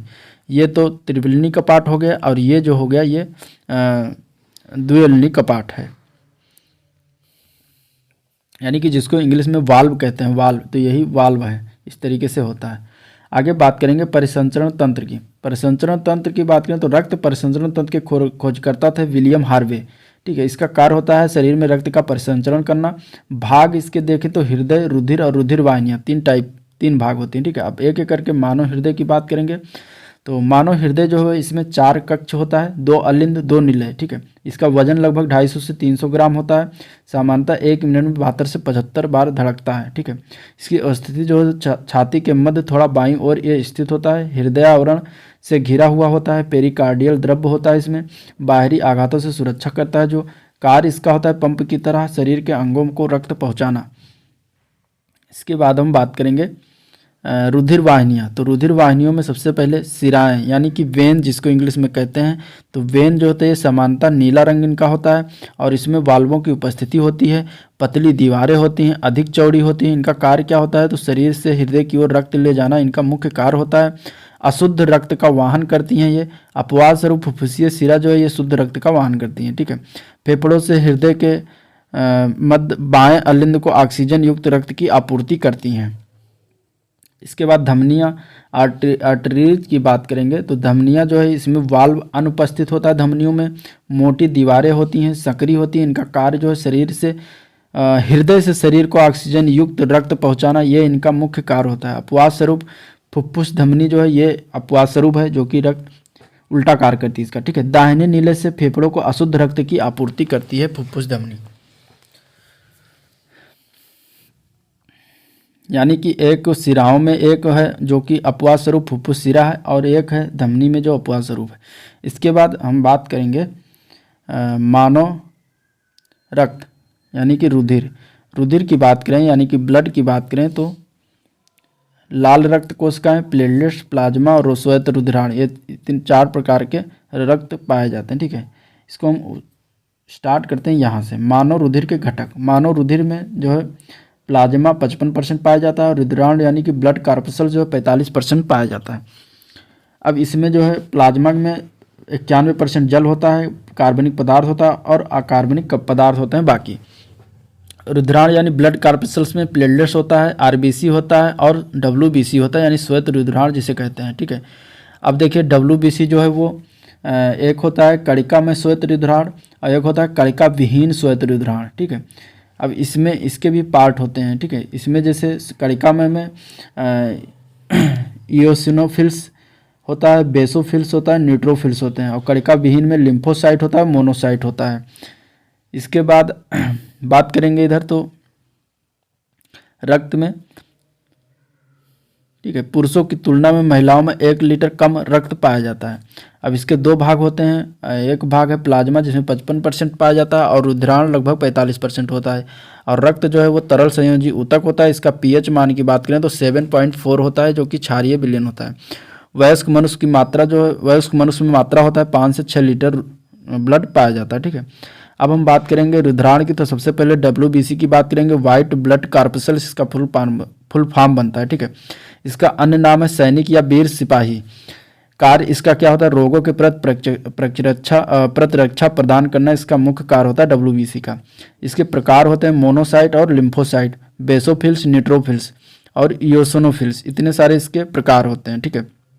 मोनोसाइट जो होती है वो सबसे बड़ी होती है, बेसोफिल्स होती है जो सबसे कम होती है, न्यूट्रोफिल होती है सबसे अधिक होती है। इसके बाद इसकी रक्त में मात्रा कितनी होती है तो 5000 से लगभग 11000 प्रति घन मिलीमीटर होता है, ठीक है। अधिकता से जो है रक्त कैंसर यानी कि ल्यूकेमिया बीमारी हो जाती है। आगे बात करेंगे आरबीसी यानी कि रेड ब्लड कार्पसल यानी कि लाल रक्त कोशिकाओं की। रेड ब्लड कार्पसल्स की बात करें तो कुल रुधिर का जो है 40% व कुल रुधिर का 90% हीमोग्लोबिन की उपस्थिति होती है, ठीक है। और हीमोग्लोबिन की बात करें तो यह ऑक्सीजन का परिवहन करता है और हीम नामक इसमें लाल पदार्थ उपस्थित हो जाए, इसी के कारण जो है रक्त लाल होता है। ठीक है, और रक्त में मात्रा लगभग 54 लाख प्रति घन मिलीमीटर होता है। इसके बाद हम बात करेंगे प्लेटलेट्स की। प्लेटलेट्स देख लेते हैं। तो प्लेटलेट्स का कार्य जो होता है वो रक्त का थक्का बनाना, और रक्त में इसकी मात्रा होती है 1.5 लाख से 5 लाख प्रति घन मिलीलीटर। ठीक है, इसके बाद लाल रक्त कणिकाओं के बारे में बात कर लेंगे। तो केवल कशेरुकियों के रक्त में उपस्थित होता है। तिल्ली या प्लीहा द्वारा, या स्प्लीन इसको कहते हैं इंग्लिश में, द्वारा पुरानी रक्त कणिकाओं का नाश होता है। अस्थि मज्जा यानी बोन मैरो में इसका विकास होता है। इसका जीवन काल लगभग 120 दिन होता है। ये आरबीसी के बारे में बात की जा रही है। ठीक है, रेड ब्लड कार्पसल्स के बारे में। इसके बाद डब्ल्यूबीसी की बात करेंगे। तो कणिका में जो है इसमें 3 प्रकार के होते हैं, यूसिनोफिल्स, बेसोफिल्स, न्यूट्रोफिल्स। और कणिका बहिन में मोनोसाइट और लिम्फोसाइट ये होते हैं। और इसका निर्माण कहाँ होता है? तो प्लीहा में होता है, लसिका ग्रंथ में होता है, अस्थिमज्जा में होता है और थाइमस ग्रंथ में होता है। ठीक है, इसके बाद हम बात करेंगे इसका कार्य जो, ठीक है, आरबीसी का कार्य जो है रक्त दाब, ब्लड प्रेशर का मापना। सॉरी, आरबीसी का कार्य नहीं, ये स्फिग्नोमैनोमीटर के बारे में बताया गया है। ठीक है, स्फिग्नोमैनोमीटर जो होता है ये इसका कार्य होता है रक्त दाब यानी कि ब्लड प्रेशर का मापना। सामान्य रक्तचाप जो है वो होता है प्रकुंचन दाब, जिसे को सिस्टोलिक प्रेशर कहते हैं, वो 115 से 120 के बीच होता है mmHg के। और प्रसारण दाब यानी कि डायस्टोलिक प्रेशर, जिसको 75 से 80 के बीच में होना है। उम्र बढ़ने के साथ रक्तदाब जो है बढ़ता जाता है। तो ये कुछ है इंपॉर्टेंट स्फिग्नोमैनोमीटर जिसको रक्त का प्रेशर मापते हैं स्फिग्नोमैनोमीटर से। ठीक है, अब हम बात करेंगे रक्त समूह की। रक्त समूह की बात करें तो ये इसकी विभिन्नता का कारण जो है लाल रक्त कणों में उपस्थिति ग्लाइकोप्रोटीन के कारण ये विभिन्न होता है। ठीक है, इसके खोजकर्ता थे चारों रक्त समूह ए, बी, ओ और ए बी। कार्ल लैंडस्टीनर ने इसको खोजा था सन 1900 ईस्वी में। ठीक है, आरएच फैक्टर की खोज जो है लैंडस्टीनर एवं वीनर द्वारा किया गया। रीसस बंदर के रक्त में खोज किया गया था। ठीक है, आरएच फैक्टर, तो इसी रीसस बंदर के नाम पर आरएच फैक्टर उसको रखा गया। अब रक्त समूह में जो है एंटीजन होता है, एंटीजन बी और एंटीजन ए। एंटीबॉडी भी होता है, एंटीबॉडी बी और एंटीबॉडी ए कहते हैं। ठीक है, इसके बारे में आगे हम बातें करेंगे। देखिए, रक्त समूह ए, रक्त समूह बी, रक्त समूह ओ और रक्त समूह ए बी, 4 प्रकार के रक्त होते हैं। अब इसमें हम देखेंगे कि प्लाज्मा में उपस्थित एंटीबॉडी और आरबीसी में उपस्थित एंटीजन, तो किसमें एंटीबॉडी कौन होता है और किसमें नहीं होता है ये देखेंगे। ठीक, तो देखिए रक्त समूह ए में एंटीबॉडी बी उपस्थित होता है और एंटीजन ए उपस्थित होता है। ठीक है, रक्त समूह बी में एंटीबॉडी ए उपस्थित होता है जो कि प्लाज्मा में एंटीबॉडी होता है, और आरबीसी में एंटीजन होता है, ये भी आपको जानना जरूरी। और रक्त समूह बी में एंटीजन बी उपस्थित होता है, यानी कि जो रक्त समूह है उसी का एंटीजन होगा, लेकिन एंटीबॉडी जो होगा उसका उल्टा होगा। इसके बाद रक्त समूह ओ की बात करें तो इसमें जो है एंटीबॉडी ए और बी दोनों पाया जाता है और एंटीजन अनुपस्थित होता है, यानी कोई नहीं पाया जाता। ठीक है, रक्त समूह ए बी की बात करें तो इसमें एंटीबॉडी अनुपस्थित होता है और एंटीजन दोनों पाया जाता है, तो ये आपको याद रखना।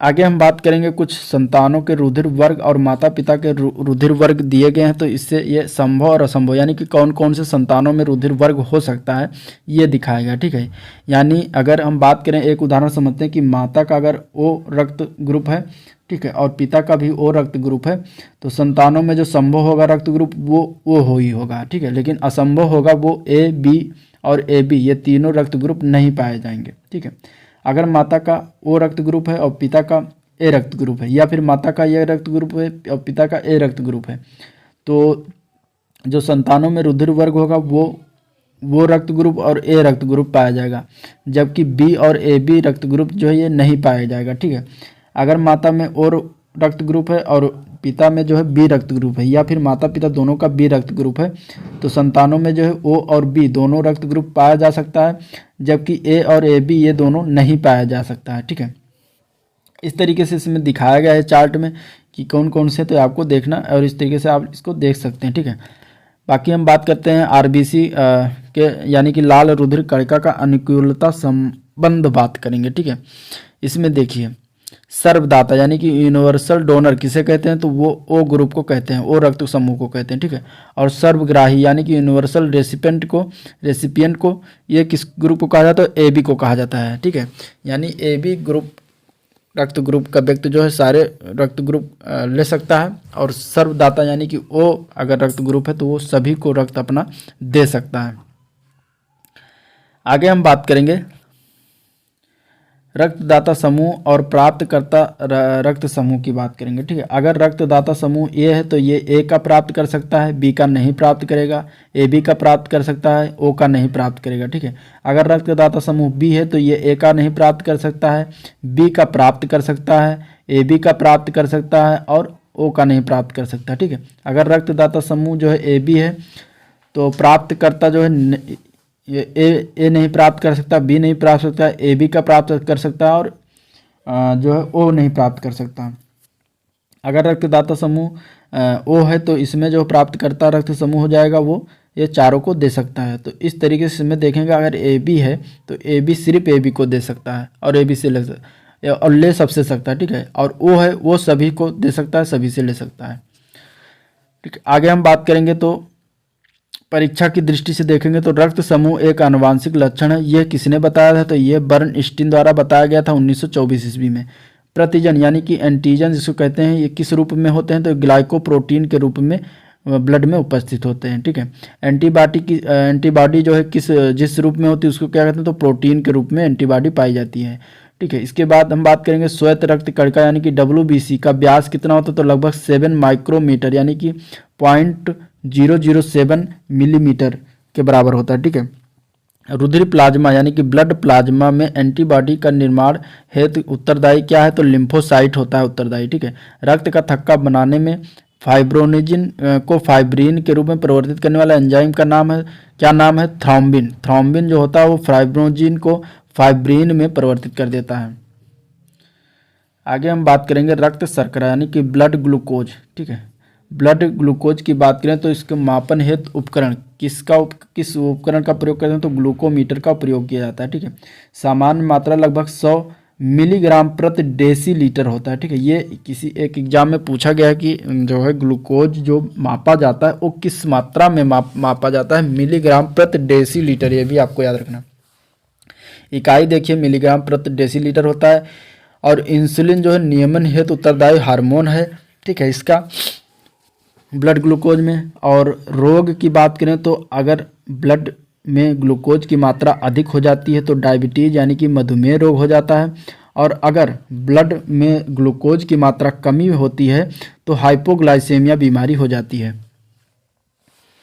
इसके बाद हम बात करेंगे उत्सर्जन तंत्र की। ठीक है, तो उत्सर्जन तंत्र में हम बात करेंगे सबसे पहले उत्सर्जन तंत्र की परिभाषा देख लेते हैं। तो उत्सर्जन तंत्र किसे कहते हैं? ठीक है, देखिए जीवों में शरीर से उपापचयी प्रक्रमों के द्वारा बने विषैले अपशिष्ट पदार्थों का निष्कासन जो है उत्सर्जन तंत्र कहलाता है। और उत्सर्जित पदार्थ क्या होता है? मुख्यतः नाइट्रोजनी पदार्थ जैसे कि यूरिया, यूरिक अम्ल और अमोनिया आदि का उत्सर्जन होता है। ठीक है, प्रमुख अंग की बात करें तो इसमें वृक्क यानी कि किडनी आता है, मूत्रवाहिनी है, मूत्राशय और मूत्रमार्ग, ये सारे प्रमुख अंग हैं। सहायक अंग की बात करें तो यकृत है, त्वचा और फेफड़े सारे सहायक अंग होते हैं उत्सर्जन करने में। ठीक है, महत्वपूर्ण तथ्य कुछ जान लेते हैं। तो भ्रूण अवस्था में हृदय की धड़कनें कितनी बार धड़कती हैं? तो लगभग 1 मिनट में 150 बार धड़कती हैं। ठीक है, हृदय की धड़कनों का नियमन कौन करता है? तो साइनो आरिकुलर नोड यानी SAN करता है। ठीक है, साइनो आरिकुलर नोड यानी SAN होता है तो ये दाहिने अलिंद यानी राइट ऑरिकल की दीवार पर यह होता है। ठीक है, हृदय की दर को नियंत्रित करने वाले हार्मोन क्या है? तो थायरॉक्सिन एवं एड्रेनलिन जो है ये हार्मोन है जो कि हृदय की दर को नियंत्रित करते हैं। अम्लीयता से हृदय गति बढ़ती है एवं क्षारीयता से हृदय की गति कम होती है, तो ये भी आपको याद रखना है। आगे हम बात करेंगे वृक्क की। ठीक है, वृक्क यानी कि किडनी। किडनी देखिए ऐसे होता है। इसका संरचनात्मक इकाई की बात करें तो नेफ्रॉन होता है। ठीक है, संख्या इसका क्या होता है? तो 2 यानी कि 1 जोड़ा वृक्क हर मनुष्य में पाया जाता है। 2 भाग इसके होते हैं, बाहरी भाग को कॉर्टेक्स कहा जाता है और भीतरी भाग को मेडुला कहा जाता है। ठीक है, और डायलिसिस जो है ये किडनी से संबंधित है। ठीक है, डायलिसिस जो कि रक्त के शुद्धिकरण की प्रक्रिया होती है जिसे डायलिसिस कहा जाता है। किडनी का कार्य क्या होता है? तो रुधिर को छानना, अनावश्यक पदार्थों को हटाना, ये कार्य होता है। शरीर में लवणों एवं जल की मात्रा का नियंत्रण करना, रक्त के परासरणीय दाब और एवं रक्त की मात्रा का नियमन करना एवं मूत्र का निर्माण करना, ये सारे कार्य जो है किडनी के होते हैं। इसके बाद लसिका परिसंचरण तंत्र की बात करेंगे, जिसमें आता है पहला लसिका यानी कि लिम्फ इसे इंग्लिश में कहते हैं। तो देखिए ये अंतरा कोशिकीय होता है, एक्स्ट्रा सेलुलर अवकाशों में पाया जाने वाला पीला द्रव होता है। संचरण दिशा जो ऊतकों से हृदय की ओर होता है। संगठन इसका ऑक्सीजन, लिम्फोसाइट, वसा आदि से होता है। लिम्फोसाइट का निर्माण केंद्र होता है। इसका कार्य क्या होता है, तो ये रोग प्रतिरोधक क्षमता का कार्य करता है। लिम्फोनोड द्वारा धूल के कण, कैंसर कोशिकाओं एवं जीवाणु विषाणु आदि को छानकर अलग करता है। ठीक है, घाव भरने में सहायता करता है। ऊतकों यानी कि टिश्यू से पदार्थों के सिराओं यानी कि वेन्स में परिसंचरण में सहायता करता है। तो इतना कार्य होता है लिम्फ का।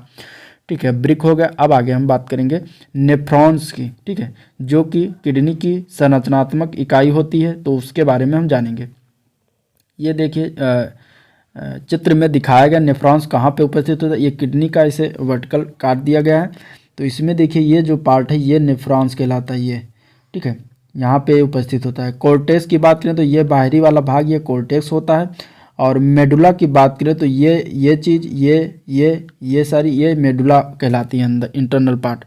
ठीक है, इसके बाद अब हम बात करते हैं ब्रिक यानी कि किडनी की संरचनात्मक यूँ कार्यात्मक इकाई को नेफ्रॉन कहते हैं। इसकी संख्या लगभग प्रत्येक ब्रिक में लगभग 10 लाख होती है, यानी कि प्रत्येक किडनी में 10 लाख संख्या इसकी होती है। ठीक है, बोमेन संपुट नेफ्रॉन में स्थित छोटी सी प्याली नुमा संरचना होती है, जिसे बोमेन संपुट कहा जाता है, यानी कि बोमेन कैप्सूल कहा जाता है। इसका कार्य क्या होता है, रक्त का शोधन करना।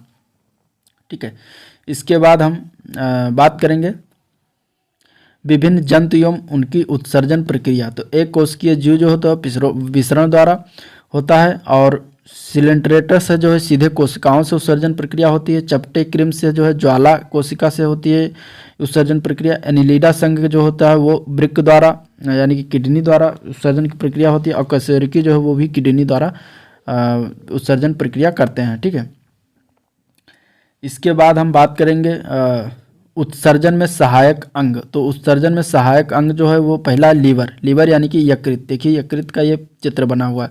अब इसके बारे में हम थोड़ा बहुत जानेंगे। यकृत यानी कि लीवर जो है यूरिया का संश्लेषण करता है, शरीर से अल्कोहल एवं अन्य हानिकारक तत्वों का निराविशन करता है। ठीक है, अब इसके बाद फेफड़े की बात करेंगे तो फेफड़ा जो है कार्बन डाइऑक्साइड एवं जलवाष्प का उत्सर्जन करता है।